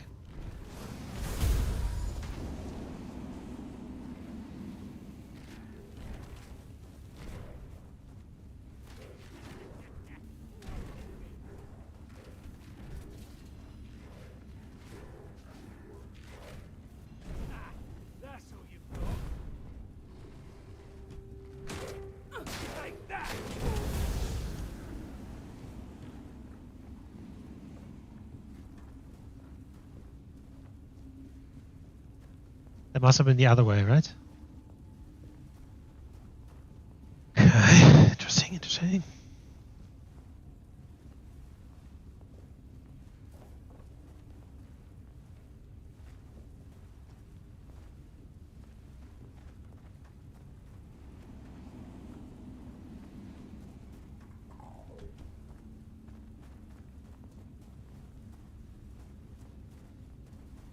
What is this?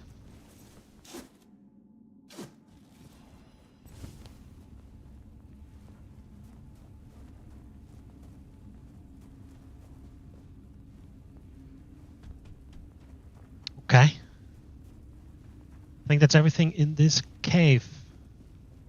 It's not even a cave, it's a proper tomb? It's weird that it didn't come up on the map. I'm not sure if this is the first time. It might be the first time that something you go into doesn't actually come up on the map. I'm just surprised, that's all.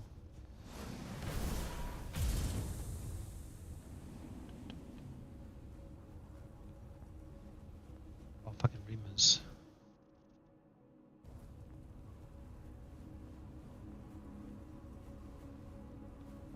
Camelot Deserter. Oh, fucking small.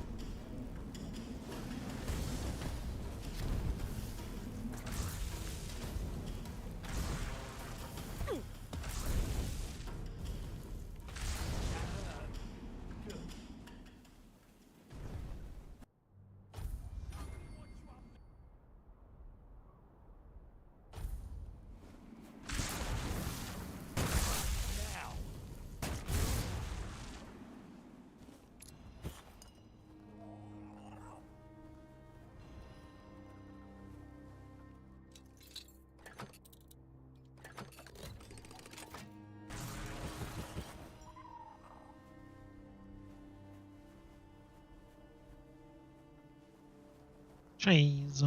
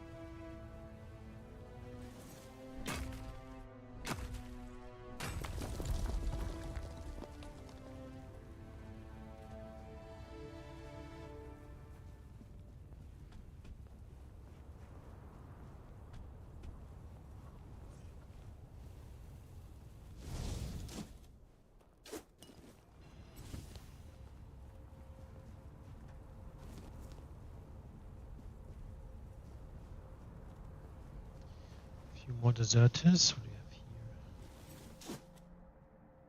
here? I want to say he froze to death.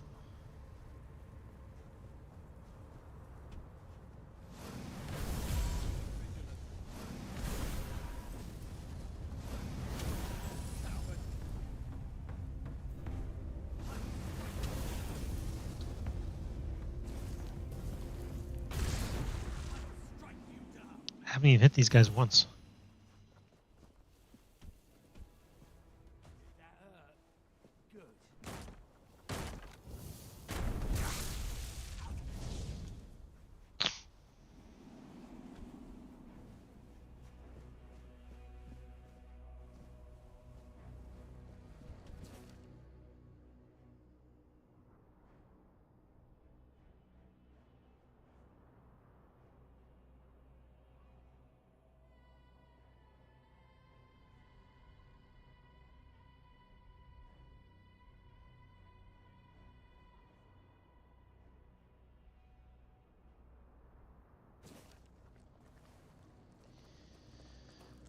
Stuff we do for family, yeah.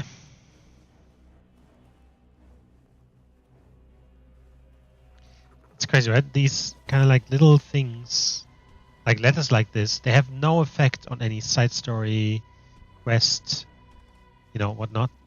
But they make everything so much more immersive and believable, feeling like an actual world that you live in, right? And there's actual people that do stuff and feel stuff and want to visions and dreams and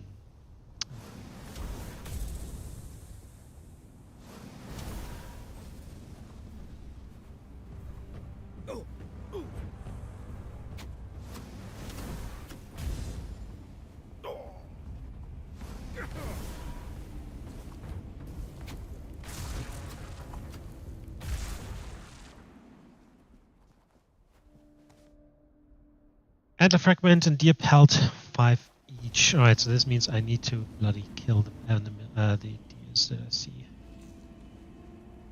Because at the moment, well, so far I haven't really done that at all. Right, so this was where we were earlier. I just want to have a quick look up here.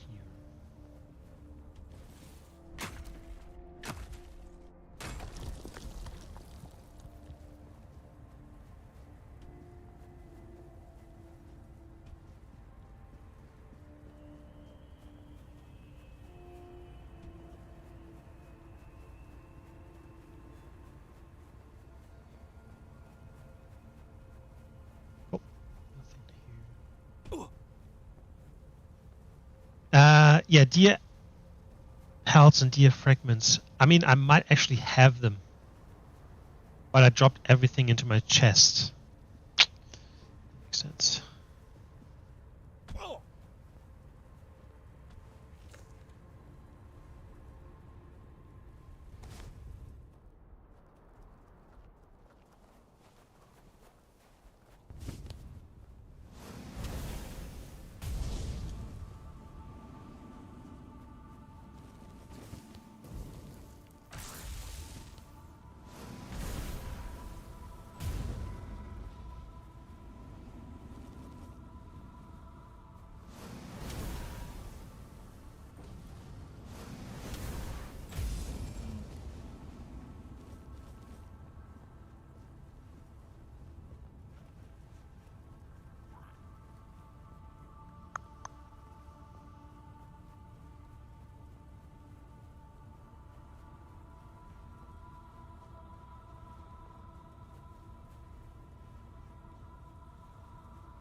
Stay focused.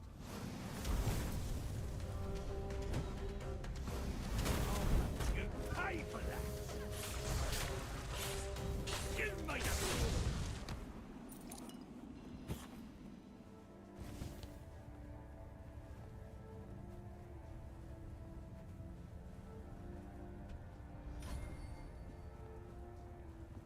Keep your wits about you.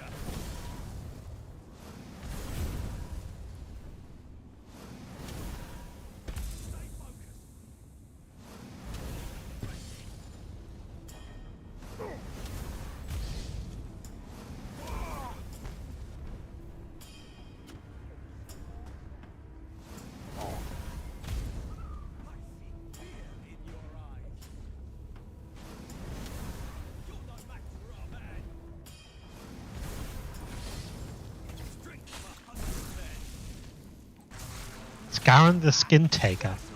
He has another one of those fucking masks.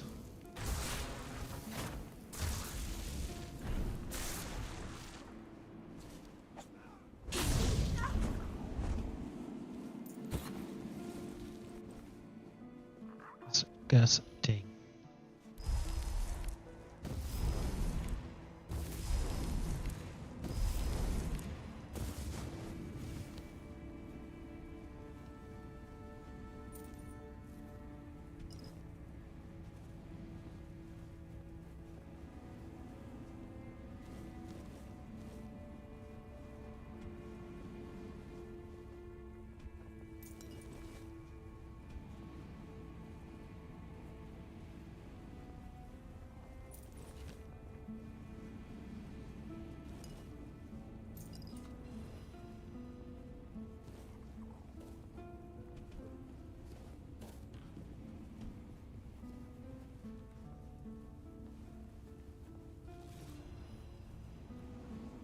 Beautiful. Beautiful. Alright, this area I haven't checked out yet, so we're going to do that. And then just go and hand in this quest.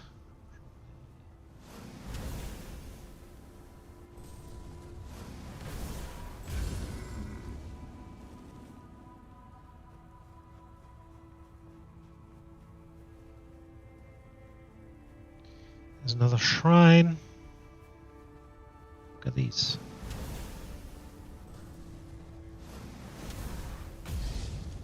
Oh, these guys are tunneling away.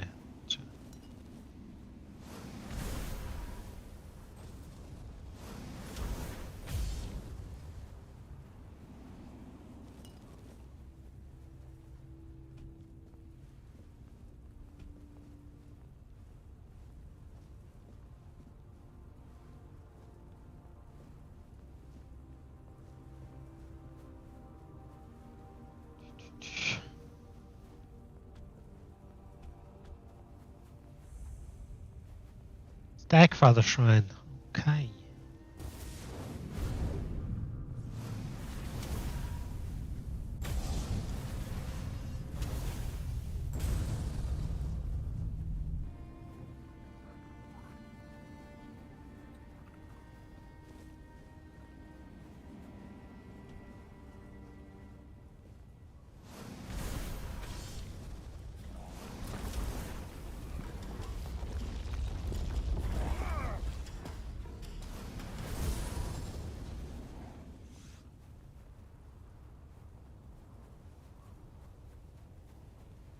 We have company.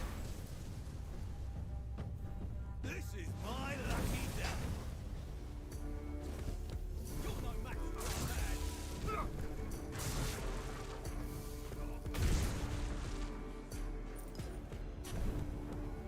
That's all you got.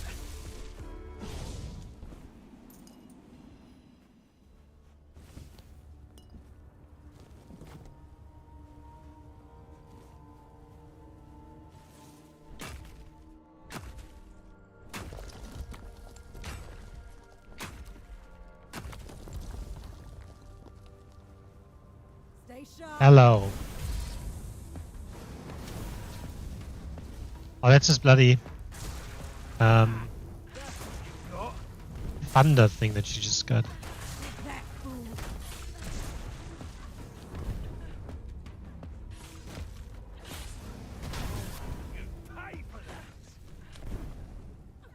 You're in for a world of hurt.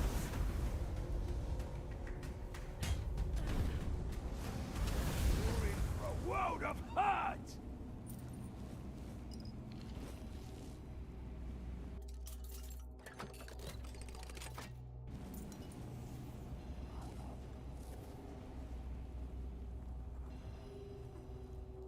Oh, see fire rune. Create a small rune which explodes with a burning fire after a short delay when there is an enemy nearby. Create a large rune which bursts into a burning whirlwind after a long delay when there is an enemy nearby, dealing its damage over 6 seconds. The damage is crazy, by the way. Look at that damage, right? The heavy cast is 3 times the damage of my Scorching Blaze. The light cast is a bit Same as the other one. So yeah, the heavy cast is crazy. But what's the long delay, right? So if that's like 2-3 seconds, I guess you could use it once something is engaged with my summons, but at the same time damage over 6 seconds, like by the time the seconds are over. I had 2 casts of mine, maybe 3. So I don't think it's worth it, to be honest.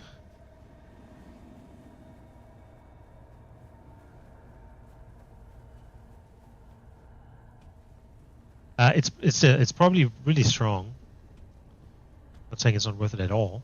It's probably really good. Shit, where did that body land? Cobwebs, people.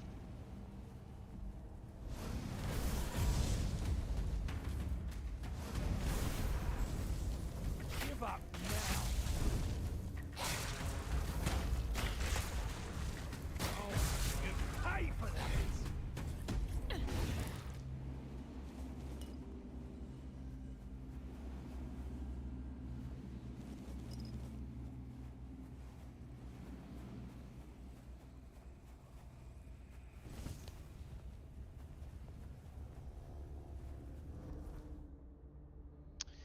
Okay, cool.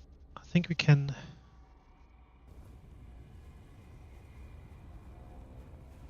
Running. Hold on.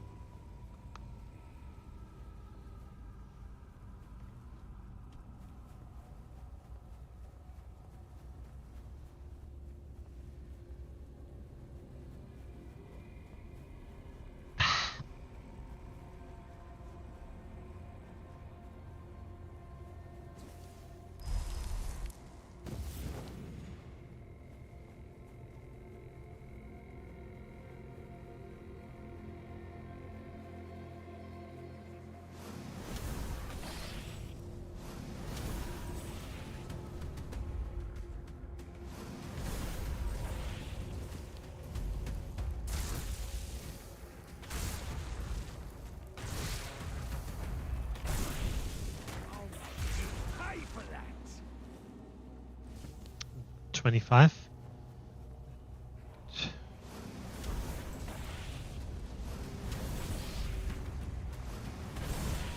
Give up now.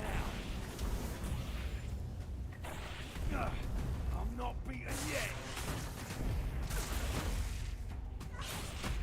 I'll make you pay for that.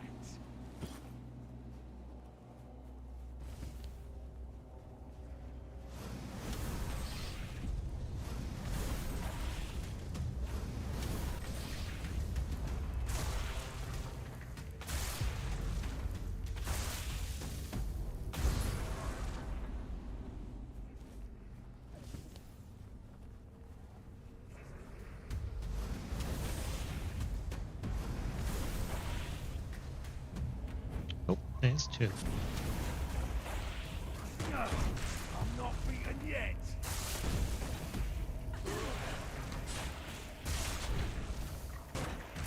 Take that, fool.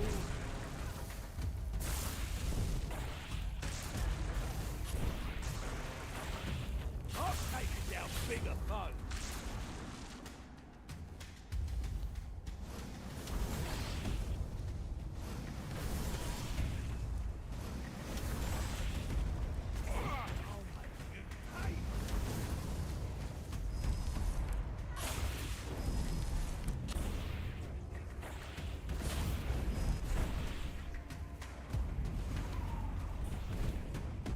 Why the fuck is there suddenly so many?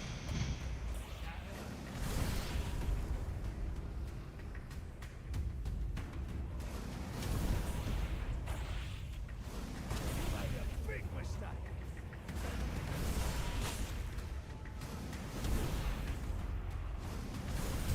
I'm not beaten yet.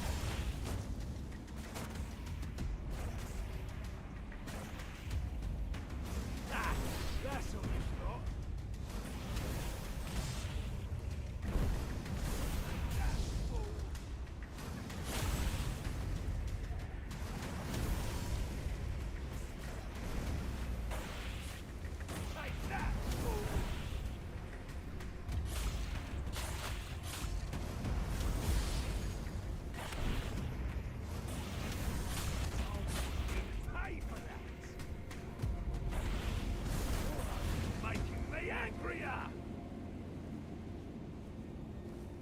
By the way, I would not be able to see the dead bodies without the mana recouping thing.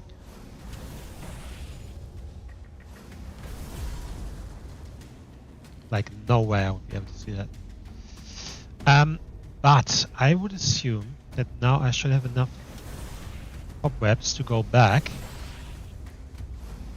and talk to the Bee Queen.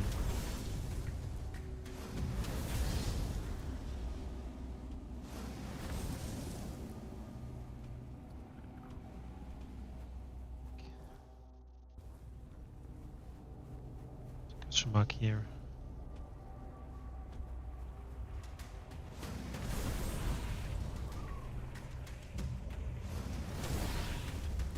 Actually, I don't think I want to see the question mark yet. We'll come back to that.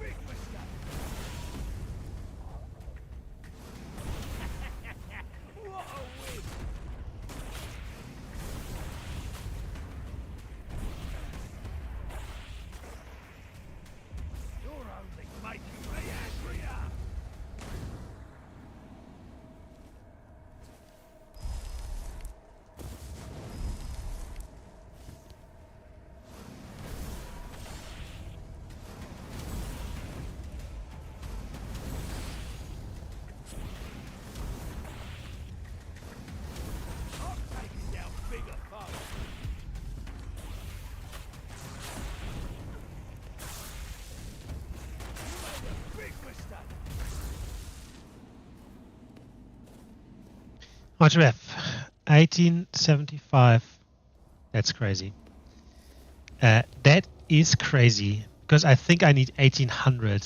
I thought with how much I just got, I would have had way more. And that's alright. Because I think actually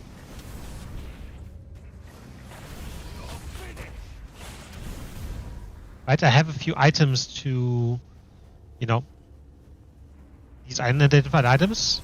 They're actually quite expensive, I think, when it comes to like how many cobwebs it costs to get it done.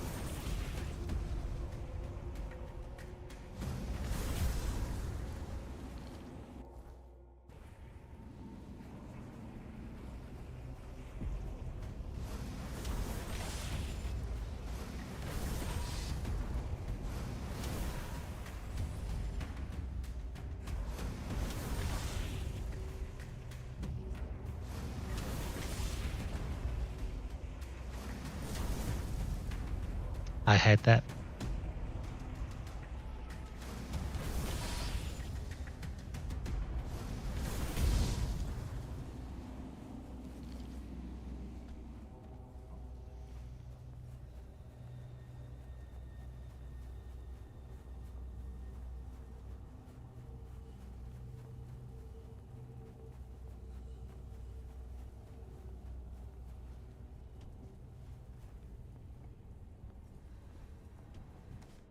Scarron.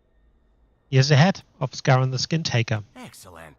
I knew you could do it. Now, all I need to do is defeat you.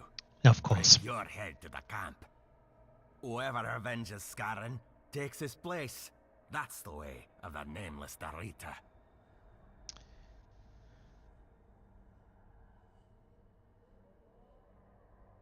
You really want to risk death just to go back to your people? Risk?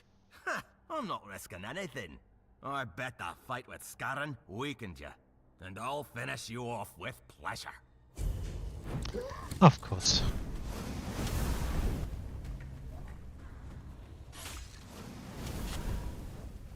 Because it's night, he's actually stronger. So any enemies you fight at night are stronger. Give up now.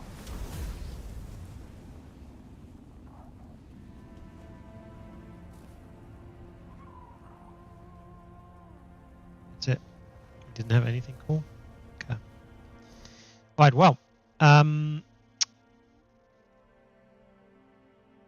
There's another question mark here. Anyway, we'll go through here and then head to the... They've said it like 3 different times now that you should go to the capital first and talk to that one guy. So of course, we'll heed the warnings.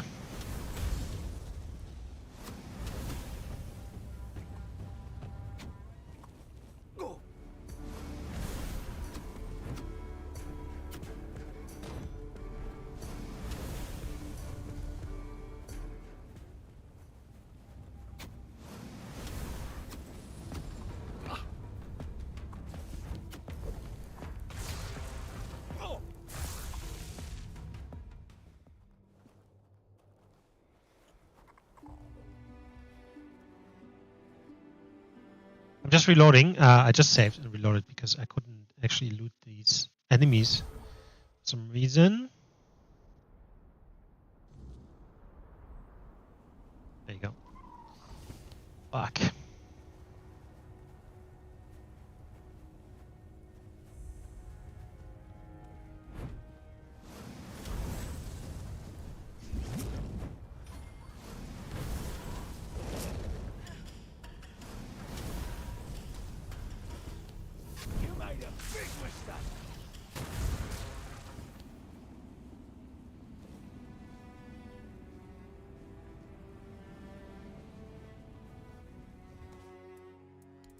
Go. Archdruid's gloves.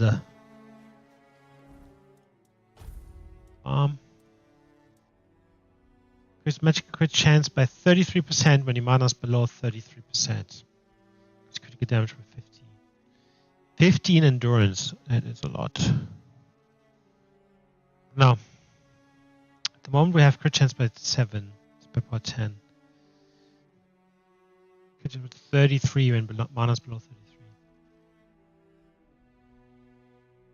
Problem is, it doesn't really work well because every time I'm using my spell, my mana is at like 60 or 70% because otherwise I couldn't fucking use the spell. What's that noise?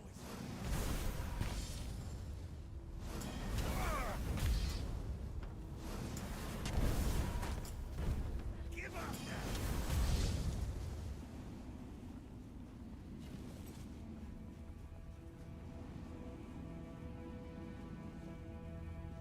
Dead. Okay.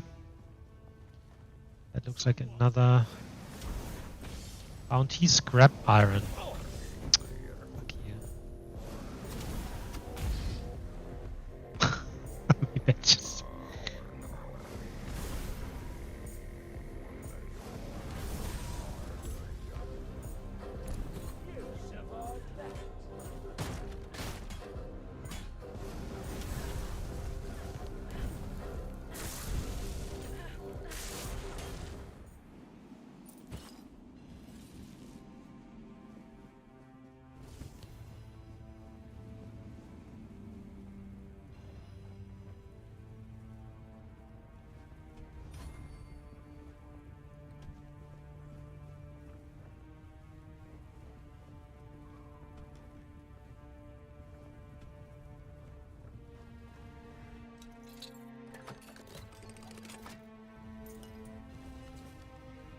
Searing Cinder. I don't think I've heard this before. Shoots lava and projectile. It's massive. Basically the same. It's weaker. Would I want that? Why is there so many enemies here?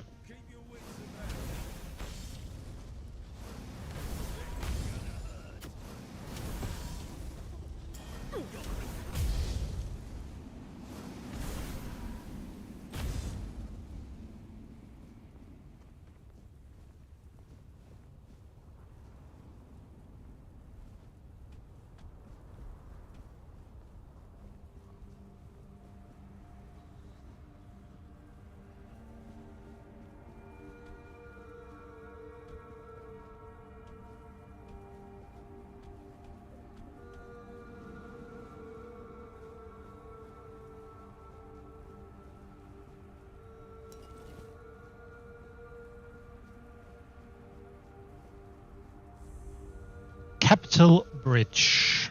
Okay.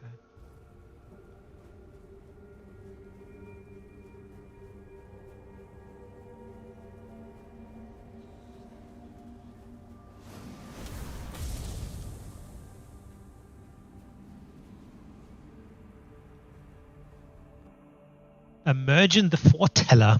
What a weird name. Our mana already is at 100, so... not the mana, spare power, whatever the fuck it's called.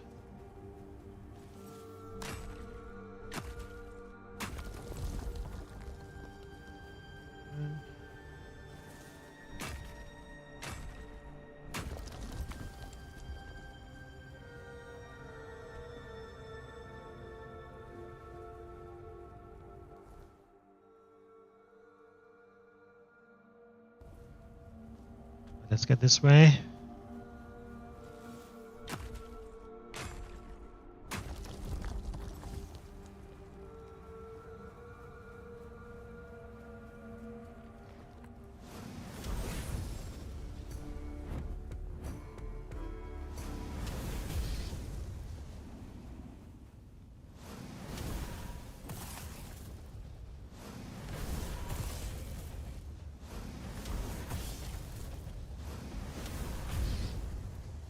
You would think that fire would do more damage to these guys. Wrong.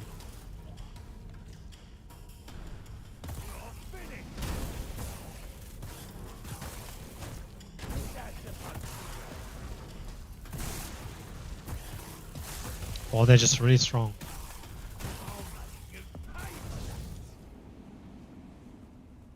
Seems they're just really strong.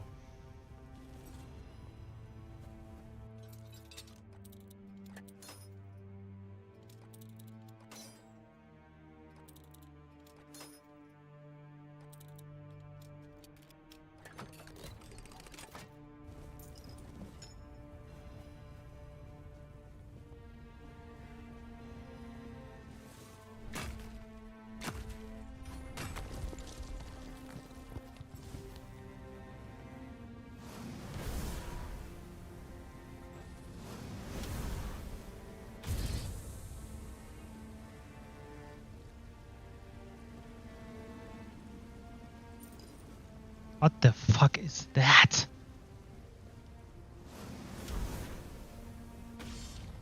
Oh, it's a Krogmaw. That doesn't look like a Krogmaw. That looks like fucking Krogmaw out of the hells. 2000 XP. That's crazy.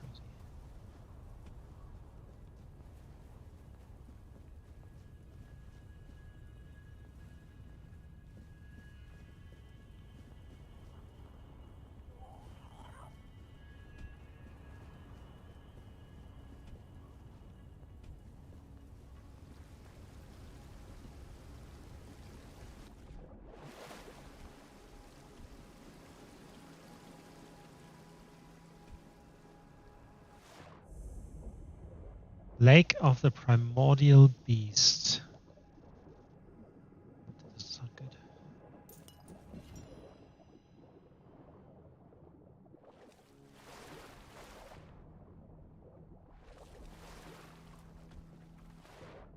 How the fuck do we get out of this?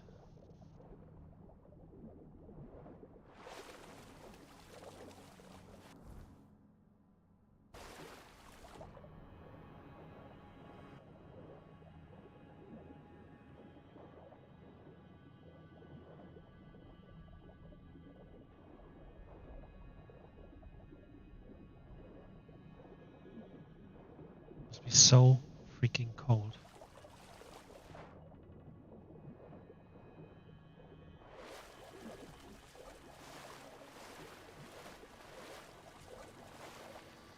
The Morgan. Ah, there you are. My, you're even more beautiful up close. Such strong, shapely arms. Say, would you do me a tiny little favor? Does it involve ending up at the bottom of the sea? No, never. You mortals say such hurtful things about us. Are we not pleasing to the eye? Don't our voices brighten the days of sailors and fishermen? We admire you from afar. Yet you spread such terrible rumors about us. So it's not true that Morgans like to drown and eat humans? Eat? Oh no, that's ghastly. We eat only krill and seaweed. As for drowning, well, sometimes a mortal becomes so enamored with our song, they try to swim out to us, but we live far from the shore, and before they realize they won't make it, it's already too late. We try to save them, but our arms are weak, and your bodies are so firm and heavy, you end up dragging us down too. It always breaks our little hearts. We mourn every mortal who meets such a fate. By the way, she's sitting next to bones of humans. What do you need my help with? There was a terrible storm not long ago. It was so fierce it even woke the abyssal terror. The sea's fury was so great, it swept one of my treasure boxes onto the shore. It's still out there somewhere in the sand. But now that the waters are calm, I can't reach it. Will you help me, beautiful mortal? I miss my little trinkets so very much. Is it really so important? Well, not to you, perhaps. But that box is dear to my heart. My sisters and I spent many tides gathering our treasures. Once we have enough, we'll offer them to a sea witch. And in return, she'll grant us human legs for a day. We'll be able to dance with beautiful mortals until sundown. Maybe I'll even get to dance with you. What a stupid story. Sure. Oh, thank you. Where's this box? The other side. Fuck.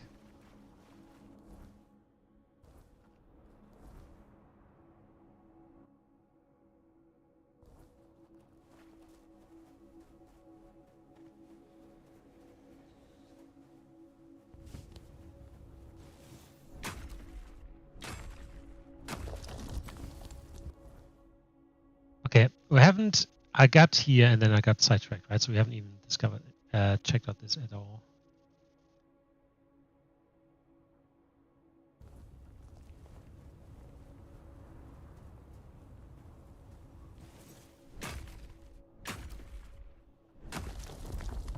We're going to do this first.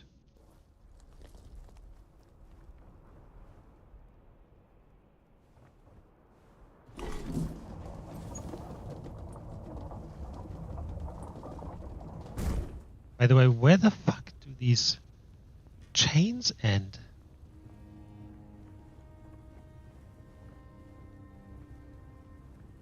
They just end in nothing.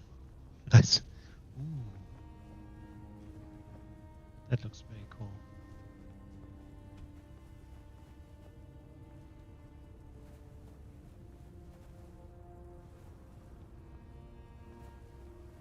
Why does this thing have a sword like this as well?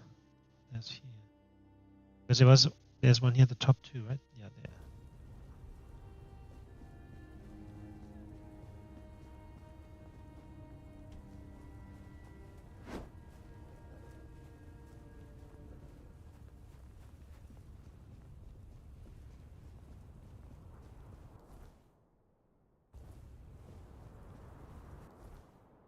There's a very big one here.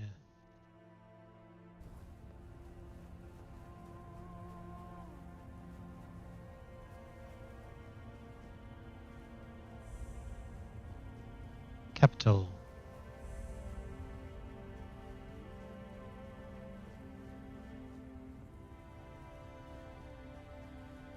Ooh, that's nice.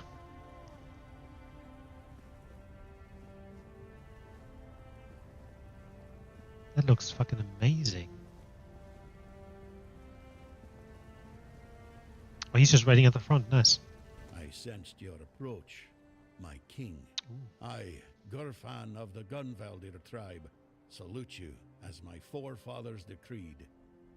He's also from the wiped out tribe. Seems there's a fair enough people that survived. How do you know that I'm not alone? Ah, so you're still speaking with your own voice. Good. At least I won't have to bother with that formal drivel Camelot loves so much. Tell me, how does it work with the two of you? Does the king speak through you sometimes? Or is he just a passenger in your head? Will he ever come out and talk to me face to face? Or does he just sit there quietly, never getting involved? Either way, I've got a few things to say to him. Not exactly polite ones. A gate in the back. We're talking specific conditions. So he won't be speaking. Still too weak, is he? Not surprising. Well, then give my regards to the old man. Tell him the Gunveldir tribe stayed loyal to the old treaties right to the end. The same can't be said of the Camelocians, a pack of cowardly dogs without honor. I hope Arthur's squirming in your head, seeing what his beloved capital has been up to. What kind of treaties did you have with Arthur? Normal ones. Honorable. He entrusted us with the forlorn swords and his crown, the one he used to command giants. We were sworn to guard them. In return, Camelot was supposed to leave us alone, now and forever. But the Camelocians didn't hold up their end of the deal. May their souls rot in the weirdness. Can you hear me, Arthur? The treaty is rubbish. I'm rallying the tribes, and we're marching on Camelot. Nothing can stop us anymore. Except ourselves, damn it. I came here for Arthur's helmet. Why? He's barely gotten his life back, and not even all of it. Does he have a death wish or something? There's a passage, sure. And if you're Arthur, it will open for you. Go ahead if you think you're strong enough. Nobody's gonna stop you. But let me warn you, it's not going to be an easy journey, or a short one. What do you mean? Well, the giants are asleep, at least on the surface. But below, what if they wake up when they see Arthur? I doubt they'll be happy. And if the giants weren't enough, there are still the monsters, and other surprises. The legends about this place make it all pretty clear. If I were you, I wouldn't go in there. At least, not until you're sure you have the strength to handle what's hiding inside. Or without the blessing of the tribes, as agreed 600 years ago. You'd know that if you remembered our agreements, Arthur. Blessing of the tribes? Yes. The funny thing about our king, as you may already know, was that he was pretty sure of himself and his abilities. He knew he could march in there, grab his crown whenever he wanted, so he didn't sweat when he made a deal with our ancestors. He said he'd come back for his royal hat, only if the kingdom was in a dire situation, and if all tribes agreed to let him. Traditionally, this was meant to be done during a moot, an assembly of the tribes, and I'm calling one, so we can help each other out, if you're up for it. Why would the tribes listen to an outsider? They won't. Our tribes aren't exactly known for getting along, and gathering them all in one place at the same time. That's almost a miracle. But now they've left Gunveldir in its time of need, and they're ashamed. And that's even worse. That's why you have to shame them even more, so that they have no choice but to come here or risk their honor. And if they say they won't come because, then you'll deal with a because, right? After all, you're the king, aren't you?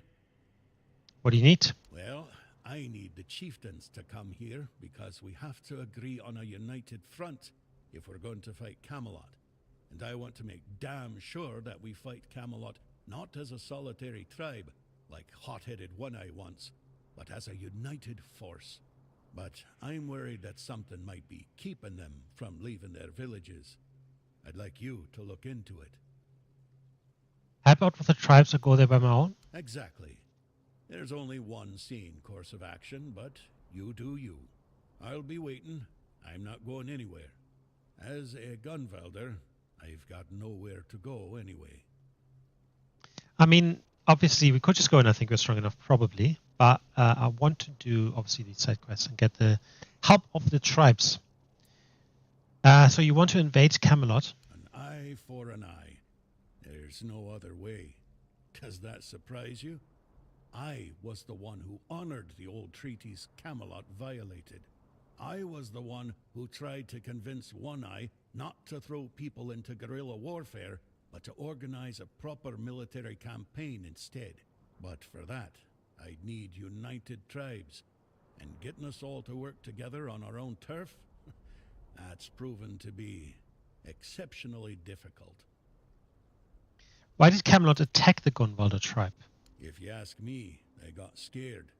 The giant in our village started glowing. Maybe waking up, maybe coming alive. Whatever it is giants do. We were glad, though the other tribes, not so much. They envied us, no doubt about that. And that's probably why they didn't lift a finger to help when Camelot invaded our lands. Us, the Dalrida, we have changed. We're a shadow of our ancestors. But we were not the first to raise our weapons. You were glad the giant was coming alive? Well, you see, the giants for us are a bit like gods. We call them our protectors.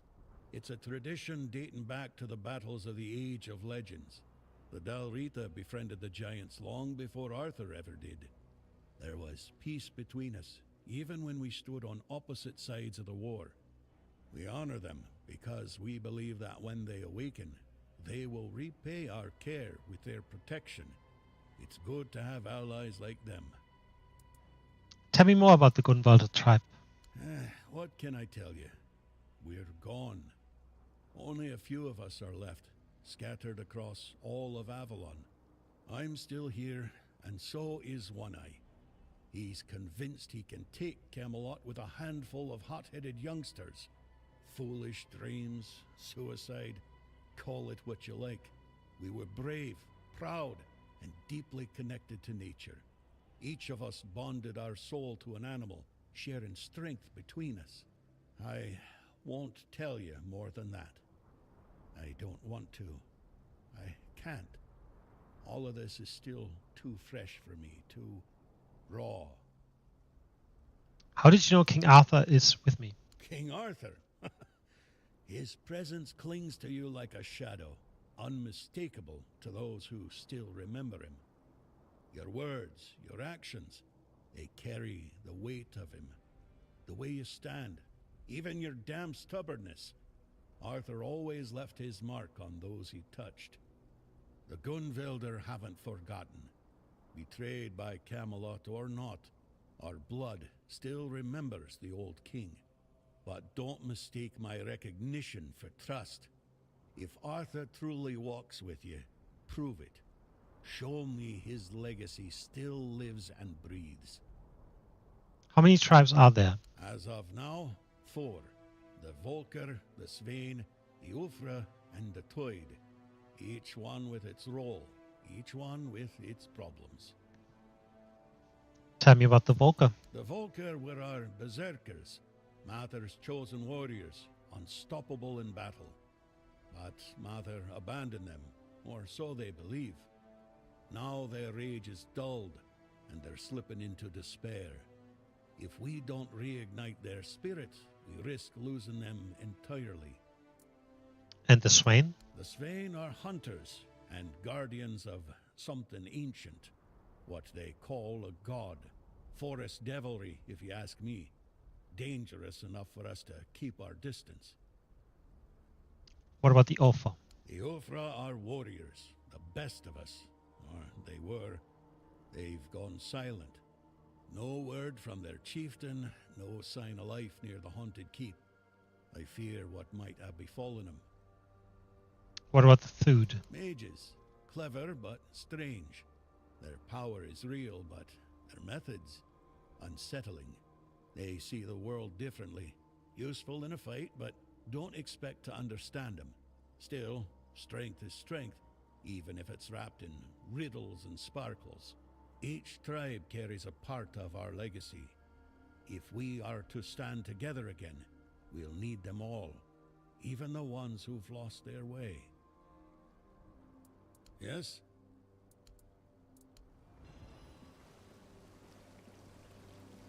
Right.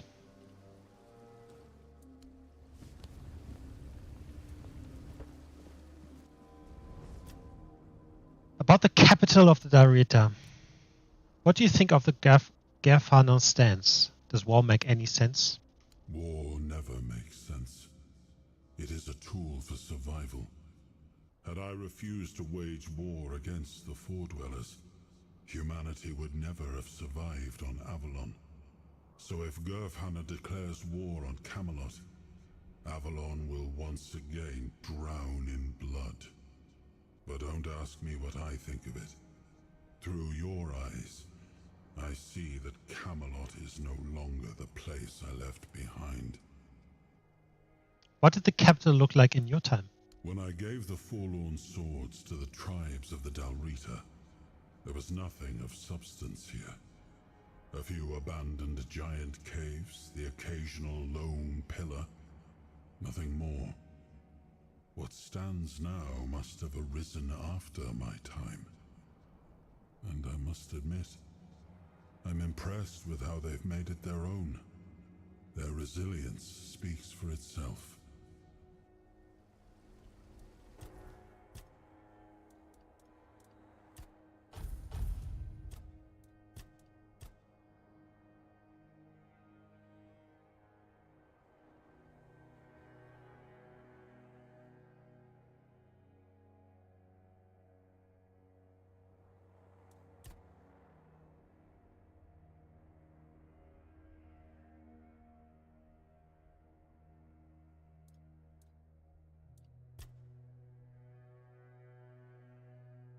Oh, that's actually...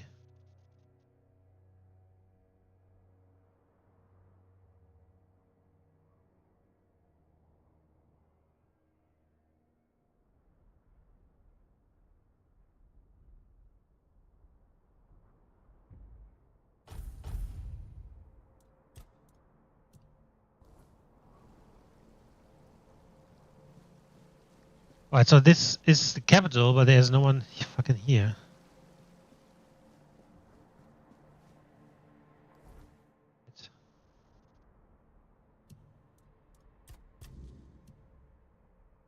Okay, so those are the four. Alright, so there is a fucking thing here. Right then.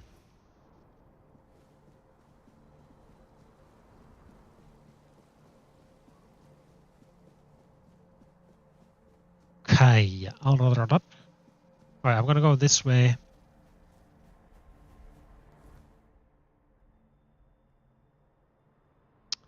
Actually, we just might go this way around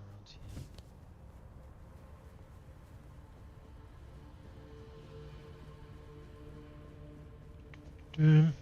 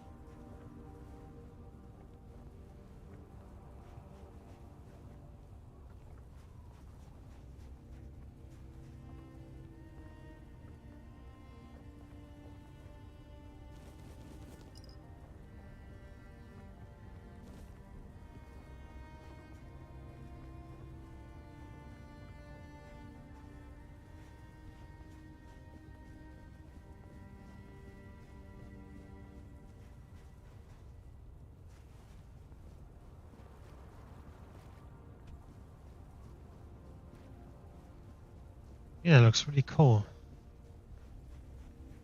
Sad that no one's here.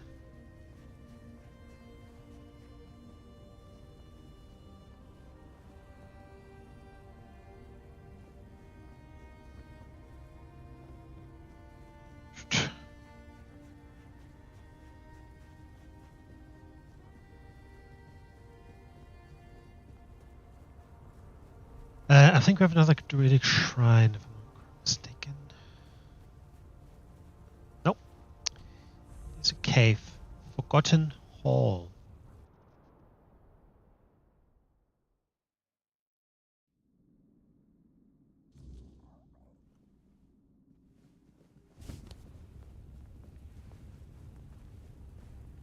Someone just sits here.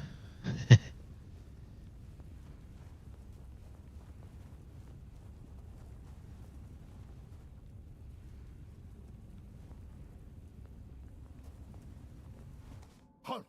Bow your head when you stand before the king. Bow before King Nobody, the indomitable Bear. defender, the scourge of his enemies, Yeah. the slayer of monsters. I am King Nobody the Bold, King Nobody the Strong, King Nobody the Great. I see you've come from distant lands. What brings you here? Do you bear gifts for your lord, or a sword in your hand to take my crown? I come here to bow before great king. So you know who you stand before. You've heard of my glory. Splendid. You may stay and we shall converse. You mentioned you were a slayer of monsters and the conqueror. Greatest this world has ever known. My heroic deeds are immortalized on the walls of this very throne room. I won the battle of the 6 chieftains. I conquered the weirdness and defeated the beasts of the myth. I endured the trials of iron and fire and claimed the crown of the kings of kings. King Nobody, what kind of a name is that? It's my name. I gave it to myself. I never had to ask anyone. I have a name. Don't you dare tell me I don't. This is the name of the greatest ruler and warrior to have ever lived. Speak it with respect, or meet my blade. About your achievements. Tell me about the Battle of the 6 Chieftains. The chieftains of the 5 De La Rida tribes stood united against me. I faced them alone on a rocky plain, with a sword in one hand and an axe in the other. They lunged at me like wild dogs, yelling that I was not worthy, that I should leave their lands. I killed them one by one, and their blood flowed like a river. They wished to shame me, to strip me of my name and cast me out. But their bodies laid on the plain, and I am remembered in songs. Tell me about the Beast of the Mists. I braved the great water on a raft made of leather and bone. I sailed day and night, and when the thick weirdness came, I drank it in with every breath. I reached a land that had never been marked on any map. I went into a valley shrouded by dense fog when the beast sprang at me. It wore a skull in place of a face, with 3 eyes and gaping jaws bristling with teeth. I lunged at it and split its skull with a single blow. It didn't even have time to howl. Tell me about the trials and the coronation. I was barely a child. They strapped a breastplate on me twice as heavy as I was and forced me to walk across burning ash. This guy is completely out I of could it. barely stand on my feet as the iron pressed me into the coals. I walked a few steps and... No, I did not fall. I walked without hesitation. Yes, I remember it well. Everyone was cheering, and the elders of the tribe proclaimed me the High Chieftain, the King of Kings. I assume everything happened exactly the opposite of what he's saying. I'm also a bit of a king. I carry the soul of King Arthur inside me. Arthur? The one who claimed the right to rule Avalon for himself? Arthur, in whose name Camelot is killing the De La Rita. Face me in a duel. I will show you who the only true king is. Ooh.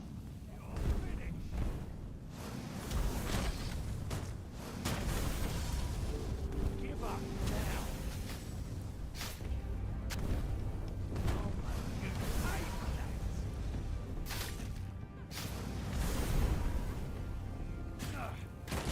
He's actually quite strong. You're in for a world of hurt.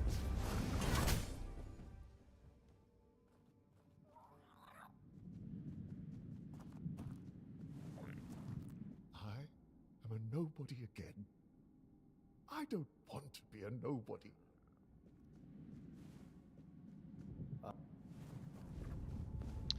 He was just cast out and got crazy, I would say. But he can. There's some really nice figurines. Hi. Sorry, buddy.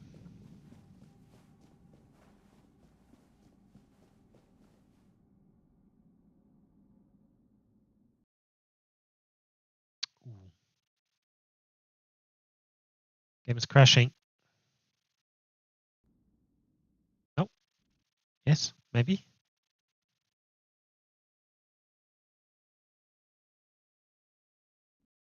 No, it crashed. Game crashed.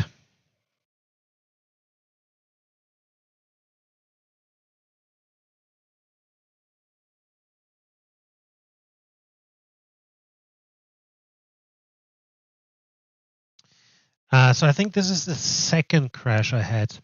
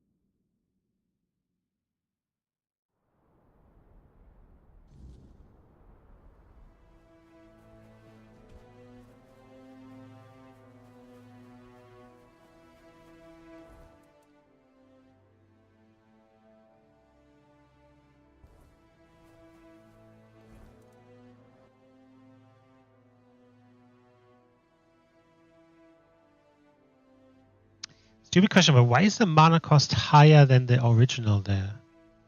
Like the red number? Why is it higher?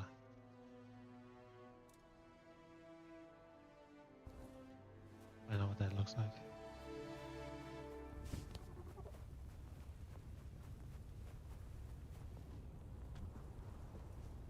It's that bigger sword.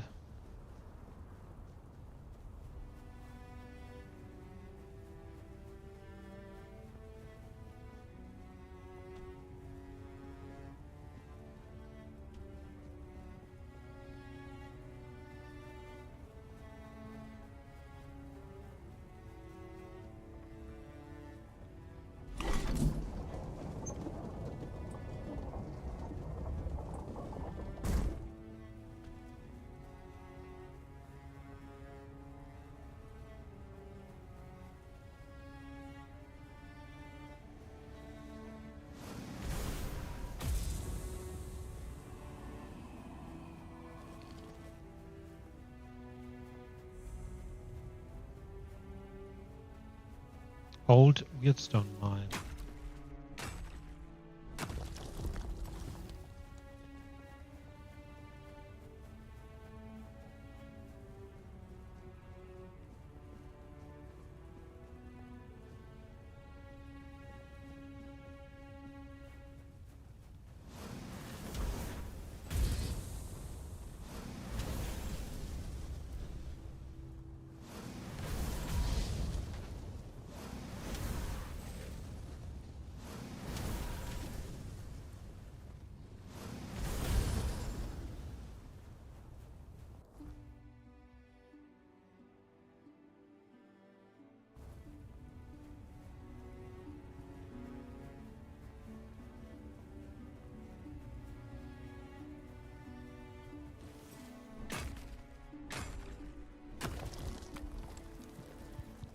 Where's the supposed mine?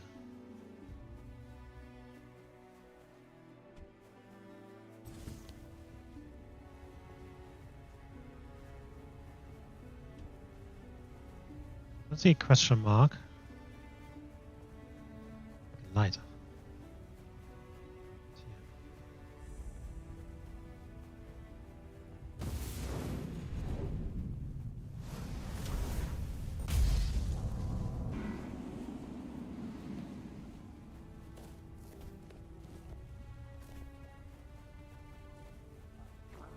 What is this?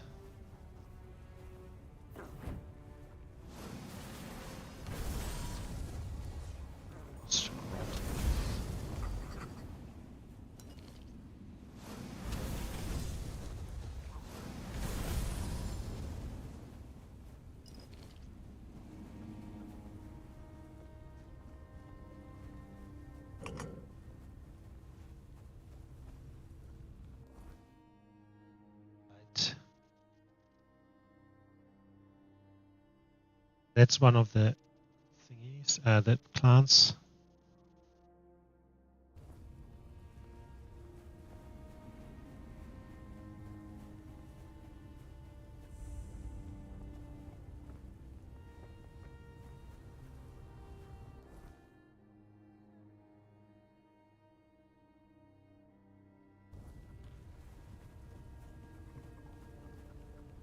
I should actually go there and get like quests going, I guess.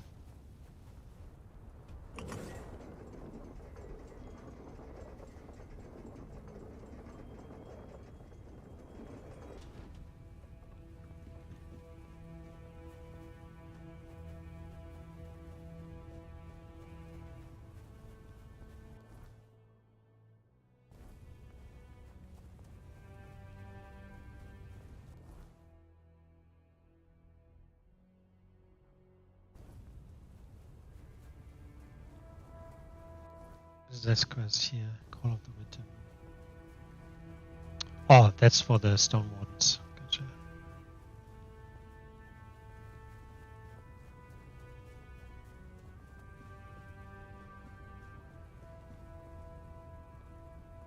Right, Thrigve. Thrigve? Begone, unworthy one. No one has the right to challenge Trigva the Unbeaten to a duel without the blessing of the Ulfa tribe. Well, you know what I'm going to do? I'm going to get the fucking blessing.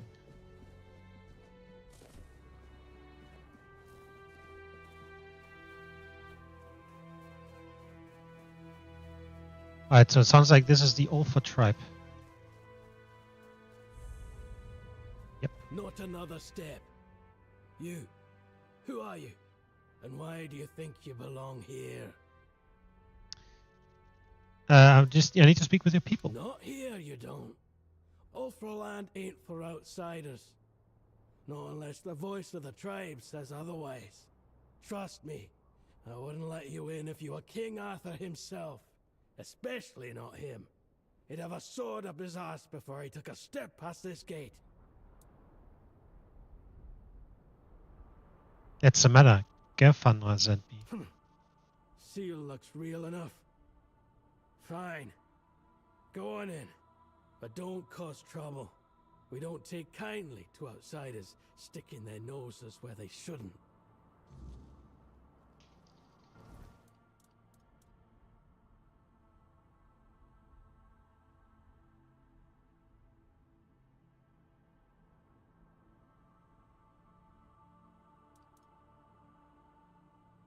Why is the number red? I still don't understand that. One wrong. Yeah, whatever.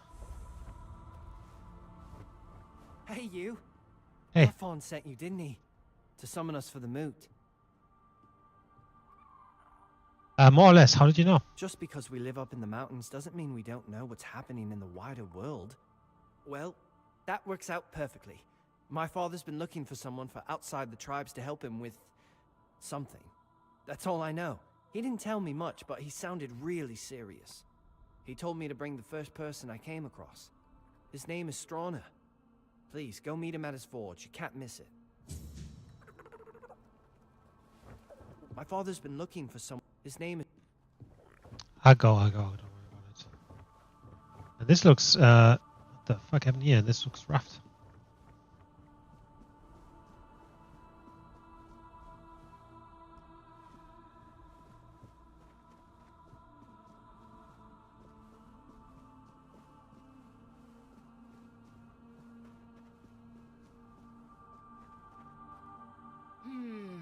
No. You're not a Dauriata, and you're too scrawny. Wouldn't make much of an impression. What are you on about? I was thinking of knocking you flat in a fight, so Concha would see it and say, "Bloody hell, that Thyka's strong. I'd love to wrestle her." But with you, it just wouldn't work. I'm strong enough to fight you. No. This needs someone with a bit more meat on their bones. But thanks for the offer. What do you even see in Concho? Just look at him.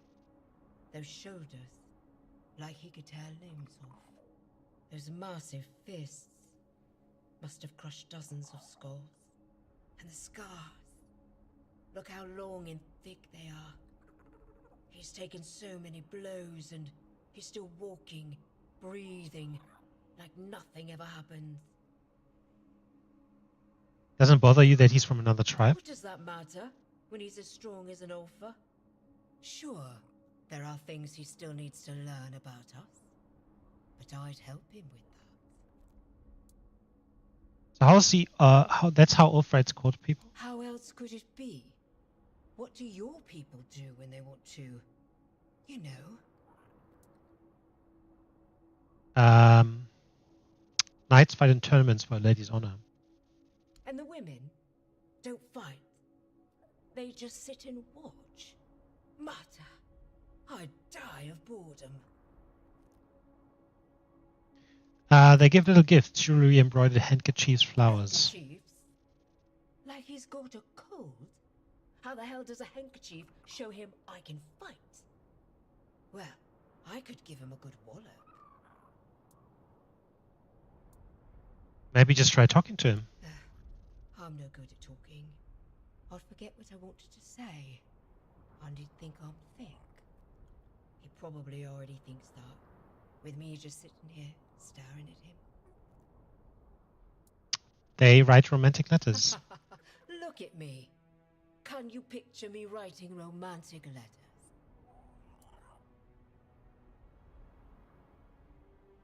Can? Then you might need your head checked.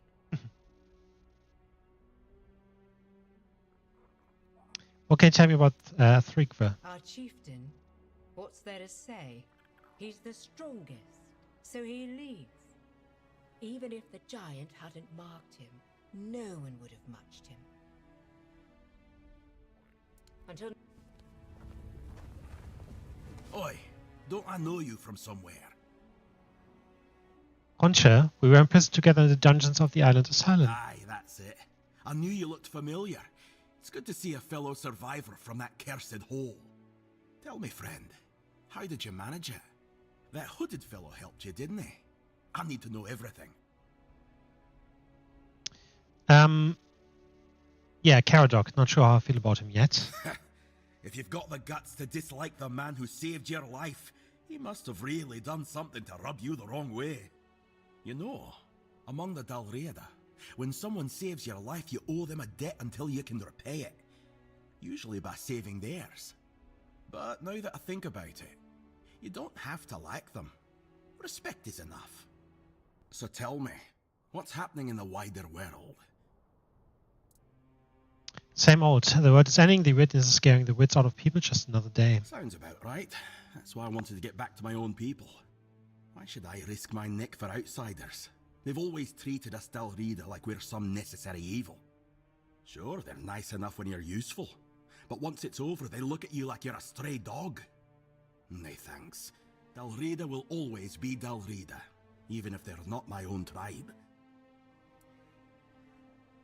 Why didn't the Orpha tribe help the Gunvalder tribe? Who knows? I wasn't here when Camelot attacked my tribe. I was already rotting in the asylum. If I had been, they wouldn't have pushed us back to the keep, or maybe I'd have died an honourable death. I only know this. Thrigva forbade it, and the Ulfrats obey him like hounds chasing their master, even now in his current form. What do you think of Thrigva? Not my chieftain, not my problem. We Gunvalder worshipped our own giant. Wasn't exactly lively when I left the village, but now it's glowing. No one knows why. The Thoid called it a blessing.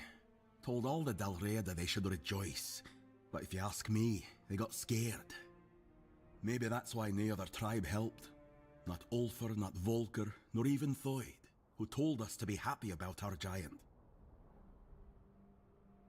The Dalrita have allied with the Horns of the South, with broken ties with Camelot. You're joking? One Eye's rebellion actually worked? Ha! Now that's a twist I didn't see coming. Never cared for One Eye, but credit where it's due. He pulled off something impressive. Now all that's left is to rally the other tribes, get word to One Eye, and boom! We've got ourselves a foothold in the south.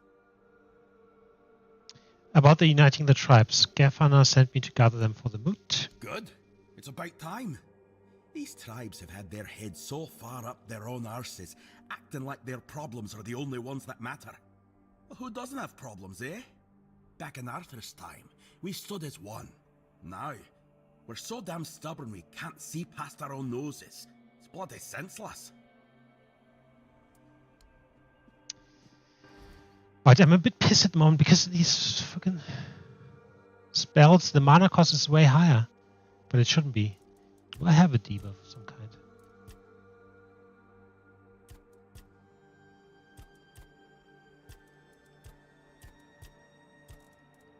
Don't understand.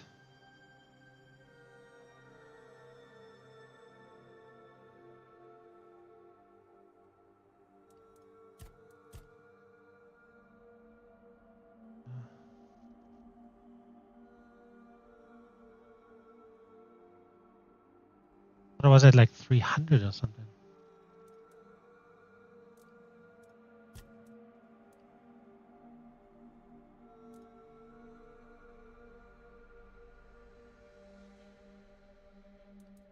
Is it one of my items?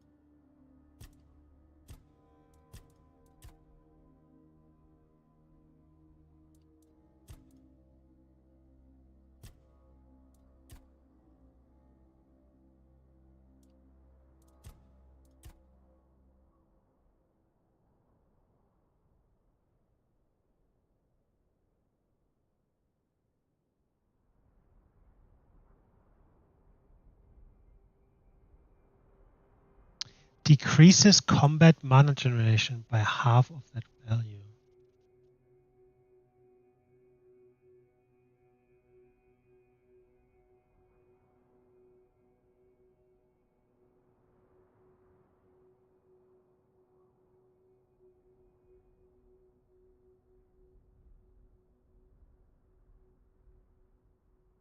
That is actually, I didn't realize that. Still, it doesn't explain the other stuff.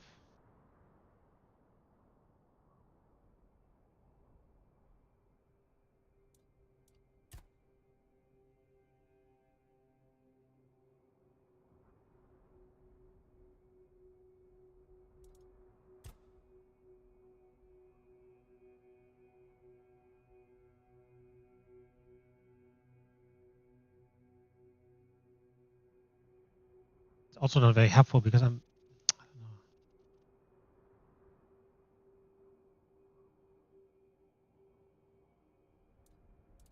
don't know. Yeah, I actually don't think this should be that. Okay, so I don't understand why the It's been off. points are higher.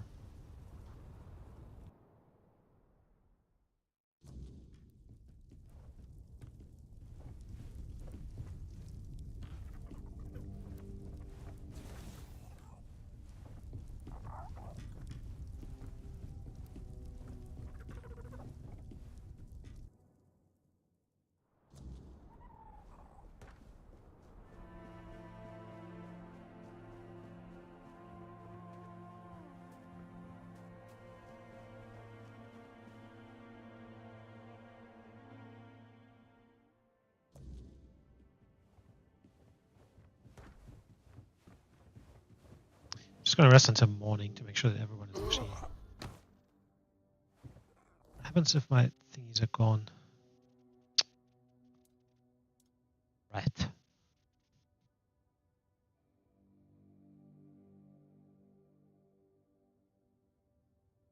So it's because of the summons that the mana cost goes up.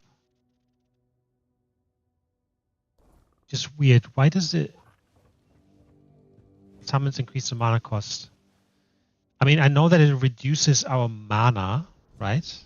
And I think it reduces in a way that it seems like it's max mana. But still, like, why does it increase mana cost? That doesn't make sense.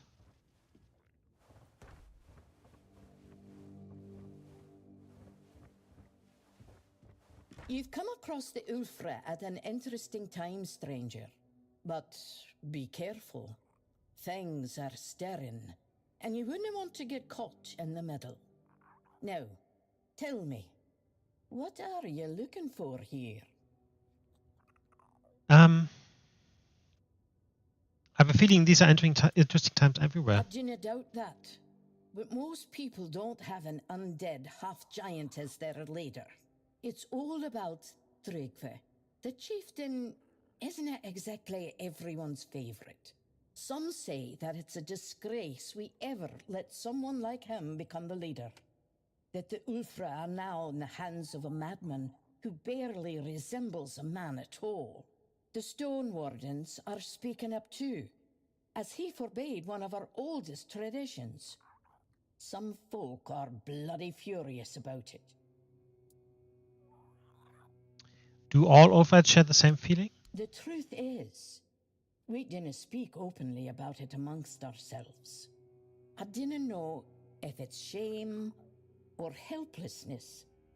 But ever since Tryggve became the Giant's chosen, the bonds within the tribe have started to crumble.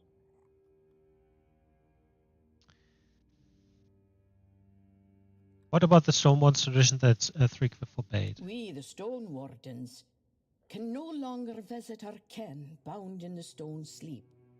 And if you met any Dalriata before, you should already know that honoring our ancestors is damn important. Whether it's the mad folk from Volker or the ones from Tainted, our ancestors are sacred. Always have been. Why can't you visit those in the Stone Sleep? Tryggve decreed it so. We're no longer allowed to honor anything or anyone other than him. By drawing close to the giants, he claims to have become one of them, and so he expects the same treatment they received. As a Stone Warden, you don't mind that Tryggve forbade you to visit your kin in the Stone Sleep? I didn't know. Of course, I have someone resting in the stone sleep. Brynja, my mother. But the chieftain's word stands above all. After all, he holds the authority to challenge traditions. And if he's chosen to do so, there must be a reason behind it. You're Stone Warden. Was that always what you wanted to be? Aye. I was born and bred a Stone Warden. My ancestors carved tunnels, built great halls, and raised Dalriata monuments for generations.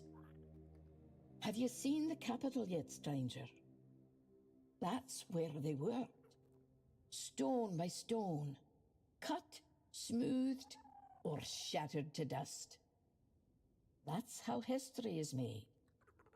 Shame it's so quiet there these days. I wonder if that old dog Gerf's still sitting around, counting on some grand reconciliation with the other tribes.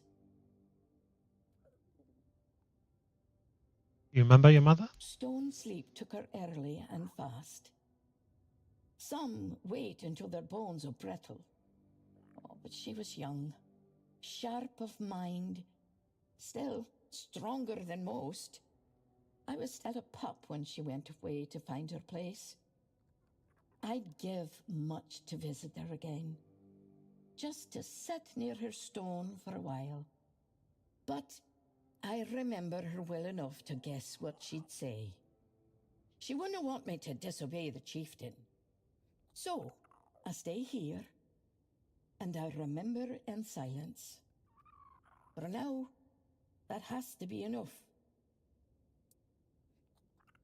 What do you think about the stone sleep? To slowly slip into the stone sleep is a great honor. Some of the younger Ulfrites question that tradition now. But to me, it only shows how far we've drifted from the values that once made us strong. The young Dalriata pups don't remember the living capital. They don't feel the weight of what was carved. And they've never forged the kinds of friendship that saved lives deep in the tunnels carved into the mountains. They'll never understand what it means to rest beside those you've endured so much with. That's why the stone sleep is so dearly longed for. Because it's not just an end. It's a return to your kin. Do you think that someone will try to take Thrygve's place? I hope that if the old ways are broke, someone will always be ready to pick up the pieces. But it is the custom of the Dalriata that a chieftain may be overthrown only through an honorable duel, even if the one you're facing did not gain his strength by rightful means. Truth be told, I doubt anyone could defeat him. I can pay respects to your mother in your stead. Just tell me where she is. What? I think you didn't hear me the first time, stranger. It's forbidden. Thrygve made it law. No offerings and no quiet songs by the stones. I respect my chief, not like those other whiners.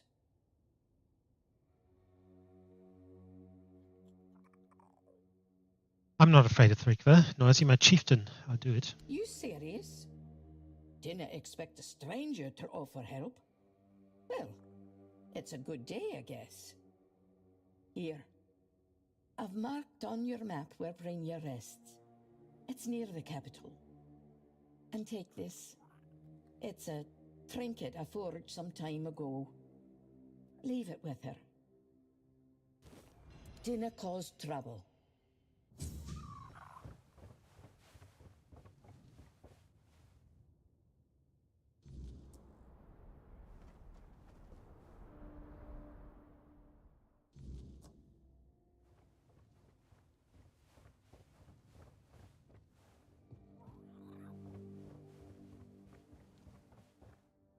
Okay, so we can do that right now. It's easy enough if it's near the capital. Right there.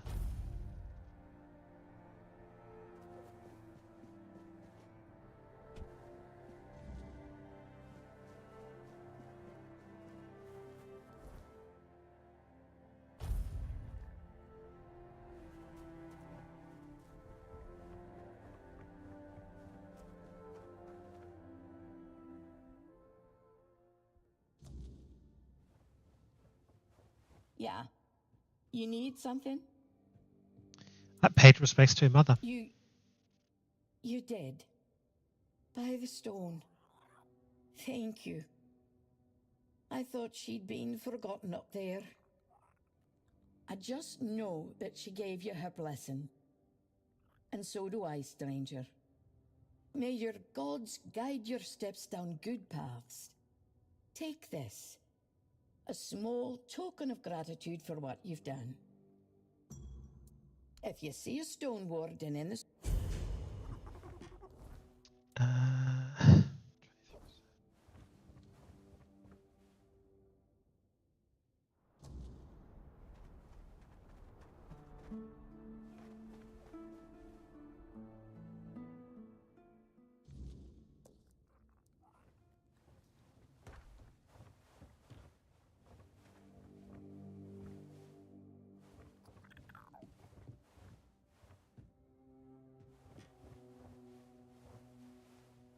Just checking if someone's in here. I mean, same with Carla. Oh, there's someone. Fuck, did I miss this guy? A stranger among the Ulfir. Good. Good? Aye. And hopefully one with some common sense. That's something this tribe has been sorely lacking of late. The Ulfrites were known for keeping their feet on the ground, and that's what I liked about them.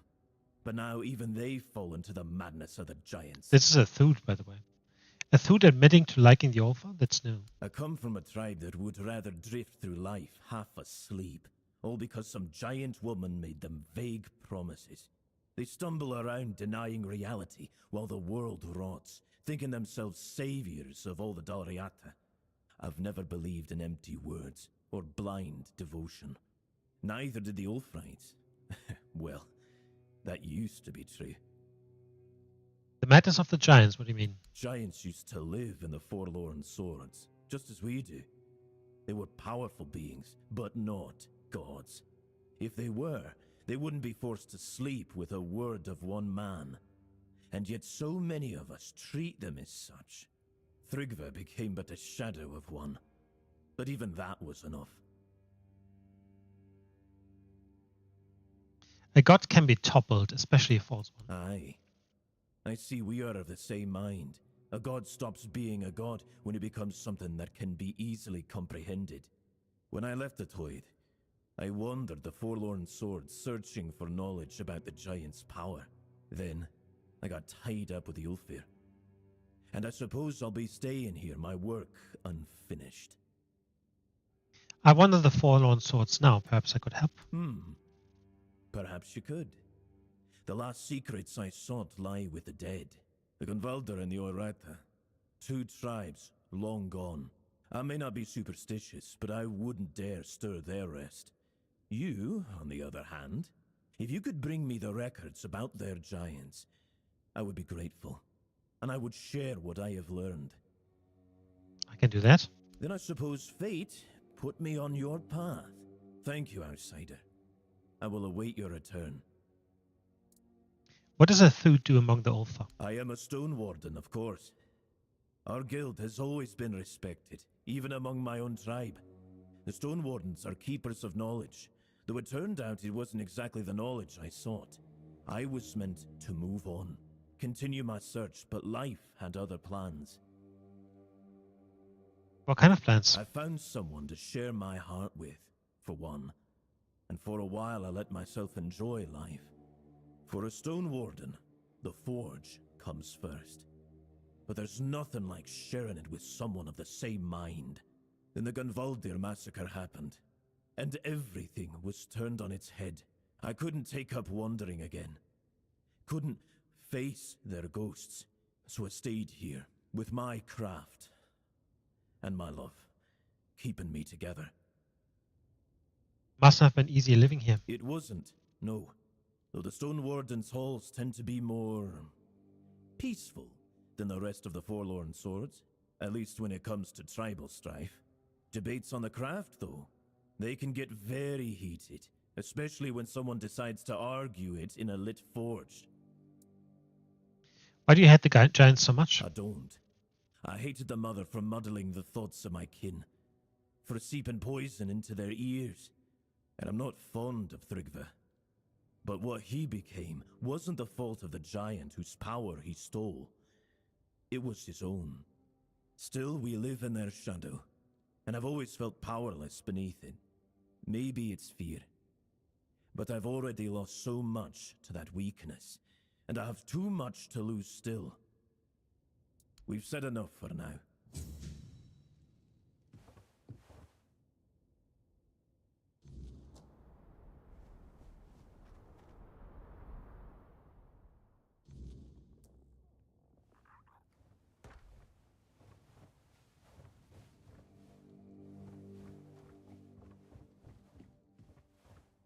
Cord.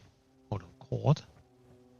If not for Thrigve, Ulfr would have been the greatest tribe in the Forlorn Swords. I hope my brothers come to the...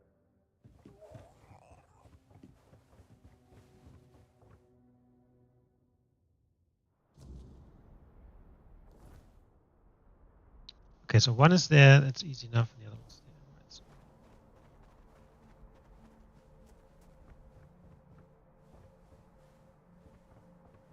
Right. Hold on. I wanted to check the other side here.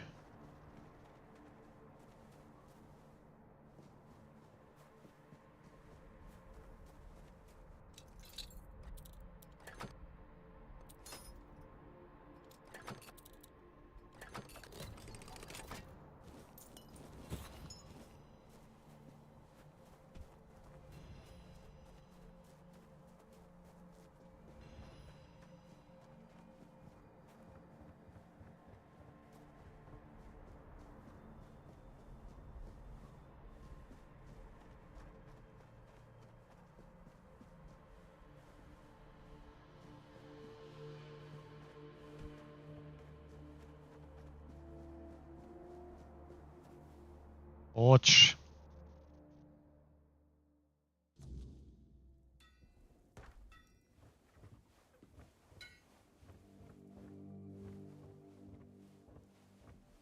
Let's talk to this guy first. Hafen. Nah, you're the outsider Vigdis's kid ran into. News like that travels fast around here. We don't talk to many outsiders these days. Well, even back in the day, we usually didn't talk to them all that much. More fighting rather than talking. But if you're here, that means it's for some reason. And that's good enough for me. What do you need? Who are you? I'm Hrafn, son of Tove and Isid. Like my father, I care about the armor of my tribe folk. I share the forge with Stroner. He makes weapons, I make sure the ones holding them stay alive. If you need something special, you'll find it here. Nothing will protect your hide better than Ulfr's coats. You have contact with other tribes? And who would we be talking to exactly? There were only 2 neighboring tribes. The Gunvalders were slain to the last by Camelot. Not that it matters. They were a strange folk, dwelling in their haunted stronghold. And that leaves only one neighbor, the damn Theuds. They meddle in cursed magic, so no talking about them. You mentioned the Gunvalders and the Theuds, but what about the other tribes? What about them? The Volkers and the Sveins are on the far side of the Forlorn Swords. None of ours go that way. The Dalrida went their separate ways long ago. All that's left is some shared past. And trust me, nobody feels like talking about that. So I won't get a single word even about the neighboring Theuds? You've got that right. As I said before, no talking about those scoundrels. Tell me more about the situation in your tribe. There's strife among the Ulfr. More and more are openly voicing their disagreement with Thrygve's rule. I find it hard to understand. The chieftain's word has always guided us, and Thrygve will remain chieftain until someone proves strong enough to defeat him in a duel. So, the strongest leads. The one blessed by the will of the giants. The one chosen by the lone pillar. There's no greater honor. I have more questions. Why are other members of your tribe against Thrygve? Fear drives them. I believe that, like steel, a person is forged in fire. If we fail the trials ahead, it means we were unworthy of survival. As our chieftain's case has shown, tradition shouldn't strife us. There are times when it must be seen from a new perspective. Tell me more about these Ulfa duels. Not just anyone can issue a challenge for a duel. First, they must be blessed by another member of the Ulfr. It's proof that they have the support of at least one among us. The rest is a matter of strength. Even our ancestors watch over these duels. It's a sacred tradition. Tell me more about the giants and Thrigva. The giants lived in the Forlorn Swords once, but they were betrayed by King Arthur, the Oathbreaker. For centuries they slept, until the Ulfr turned to them after Thrigva uncovered the secret of the pillar. He connected with those who once roamed the Forlorn Swords. He is closer to them than any other human has ever been. This land, and the will of the giants, speak through him. That's why he wields such immense power. Can I help you with something? Since you asked, I might have a small task for you. I need a few Brimshade hides. There's a project that's been on my mind for a while now, but I've been too busy to go wandering off to hunt them myself. What kind of project? If it works, I'll tell you. But if it does work, let's just say that traveling through the Forlorn Swords at night might become a lot safer. Sure. Glad to hear it. I've been someone's apprentice most of my life, so I'm not exactly used to asking others for help. I'll be waiting for you here, and so will a little something for your trouble. You need 3 hides. Okay.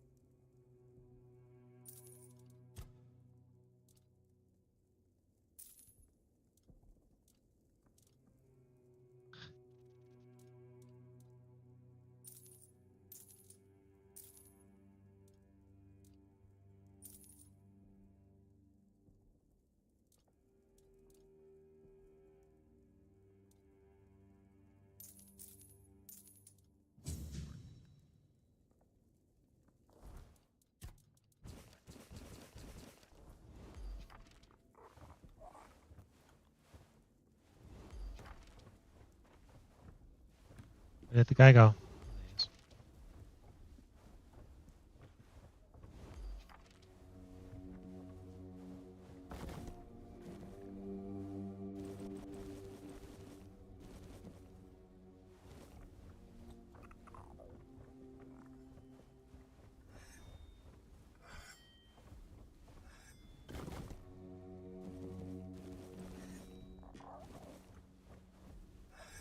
Egil sent you, did he? I'm Stroner, a blacksmith. What brings you to our village? Gefran sent me. He's calling for the moot. That kind of order should go straight to Thrigvi, though I doubt he'd be eager to leave his throne. Until a new chieftain is chosen, Thrigvi won't attend the moot. What's going on with him? Thrigvi always dreamed of surpassing mortal strength, of becoming as mighty as the giants. He became obsessed with the lone pillar near our village. The Ulfr might not be known for their writing, but we have our legends. Thrigvi found out the pillar was a place where giants entrusted their souls to the Fordwellers, whatever that means. So we had a throne forged into the pillar and sat on it during a weird night. What happened after that changed everything for our tribe. He went mad? I wouldn't call it madness. Thrigvi stopped being human. He grew to a monstrous size and gained unimaginable strength. He became something other. After that, human concerns no longer mattered to him. Yet he's still Ulfr, bound by our customs and rules.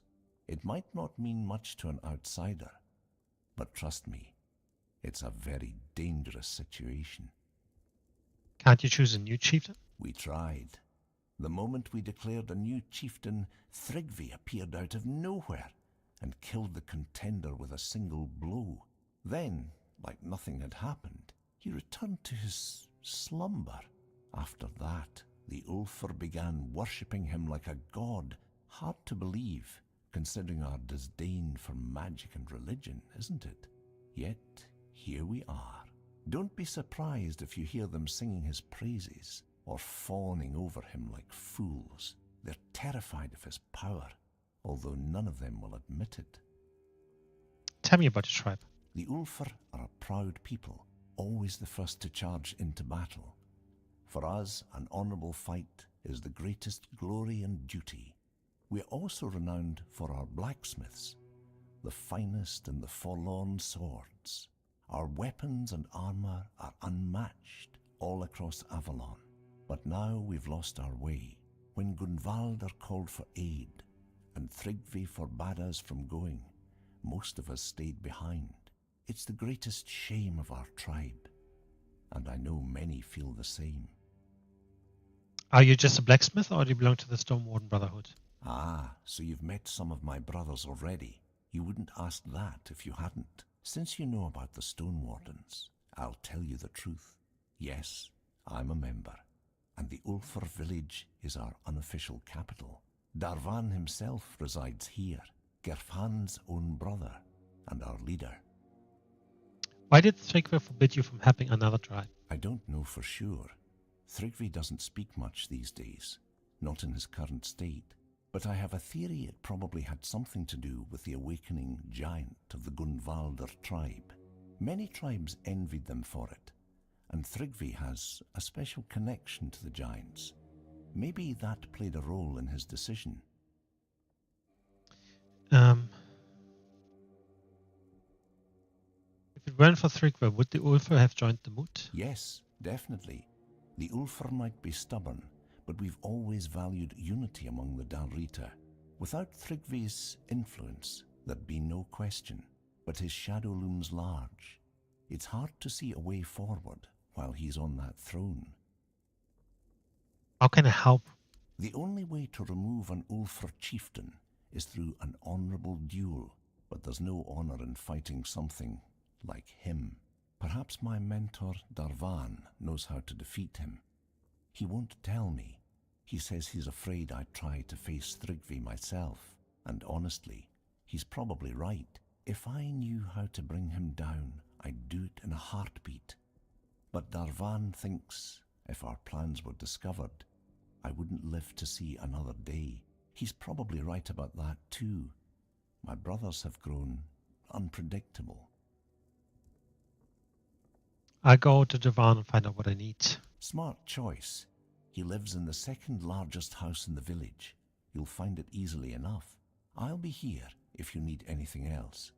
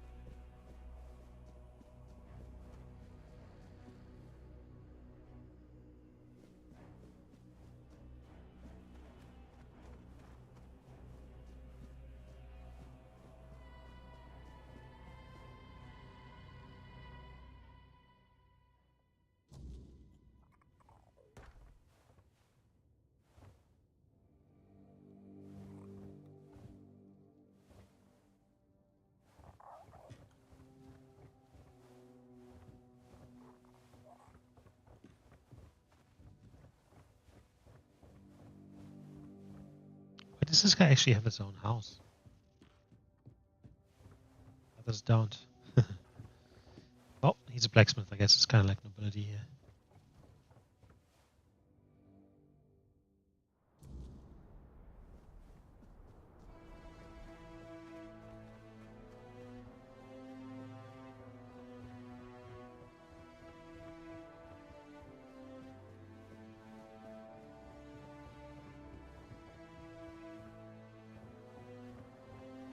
Should be this, right?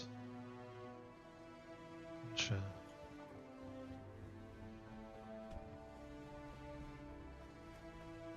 So tell me.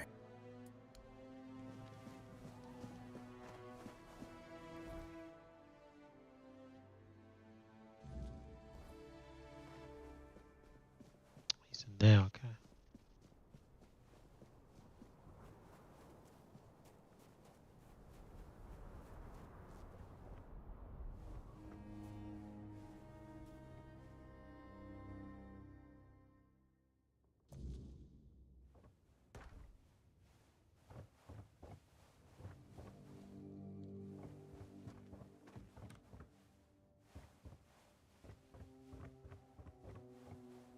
Man. This guy must be doing nothing else other than carving these fucking stitches all day. A stranger among the Ulfr. I don't yet know how to read this omen, but I'll be keeping an eye on you, outsider. Though I'm not sure anything worse than Thrigve could befall us. Who are you? My name is Erland. I am the seer of the Ulfr tribe, although it seems few among us have any need for a seer. Folk would sooner put their faith in steel than in me. What about Thrigve? I don't know if I should speak about our fall with a stranger, but for some reason you were allowed among us. So you'll have your answer. Thrigve has taken hold of the power of the giants, something no human should ever wield. To surrender oneself to such forces is inhuman. It's a spit in the face of Mather. Man was not meant to meddle with what lies beyond his fate. You speak of fall. Why such heavy words right away? Because that's what it is. Not a trial, not a misstep, a fall. When a man trades his soul for strength not meant for him, he drags more than just himself into the abyss. I had a vision of what would await our tribe if nothing changes. We'd all end up as twisted wretches. The first omen has already come. The red eye. I saw it. It was watching me, just beyond our village. The red eye, what do you mean? Have you ever heard of the Beholders, outsider? They were beings that dwelt deep in the dark beneath the earth. The Four Dwellers made them a promise to lead them out of that darkness. They promised the Beholders they would see the light, so the creatures followed that false light. They trusted the Four Dwellers, and were twisted by the weirdness. They put their faith into something beyond their grasp. I believe Thrigve, reaching for the power of the giants, is doing the same, placing his trust in the wrong promise. And? I saw the red eye of a beholder. If nobody stops them, those abominations will crawl out again and twist us, just as they were once twisted. Why not ask someone from your own tribe for help? Because they would, or they'd say I'm among the Ulf. I can look into it. Is that so? Then perhaps your arrival can bring more than ill tidings. I saw the red eye on the slopes, just beyond the village, while I was foraging in the snow for roots to use in my rites. I think that's where you should begin your search. What happened to the beholders? After they were infected with the weirdness, the Four Dwellers turned them into weapons. I once read some old Del Rida records, accounts of our ancestors being slaughtered by those foul things during the wars with the Four Dwellers. A terrible fate awaits those who've had any dealings with the Giants or the Four Dwellers. The Gunvalder believed that their giants started to awaken and were slaughtered by Camelot. The Thoids gave their faith to a giantess, and they stained themselves with vile magic, turning their backs on the old faith in Maether.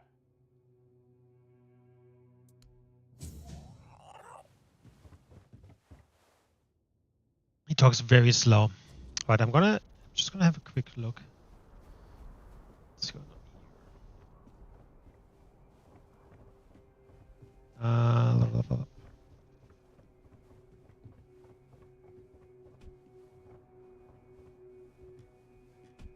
It's a forge.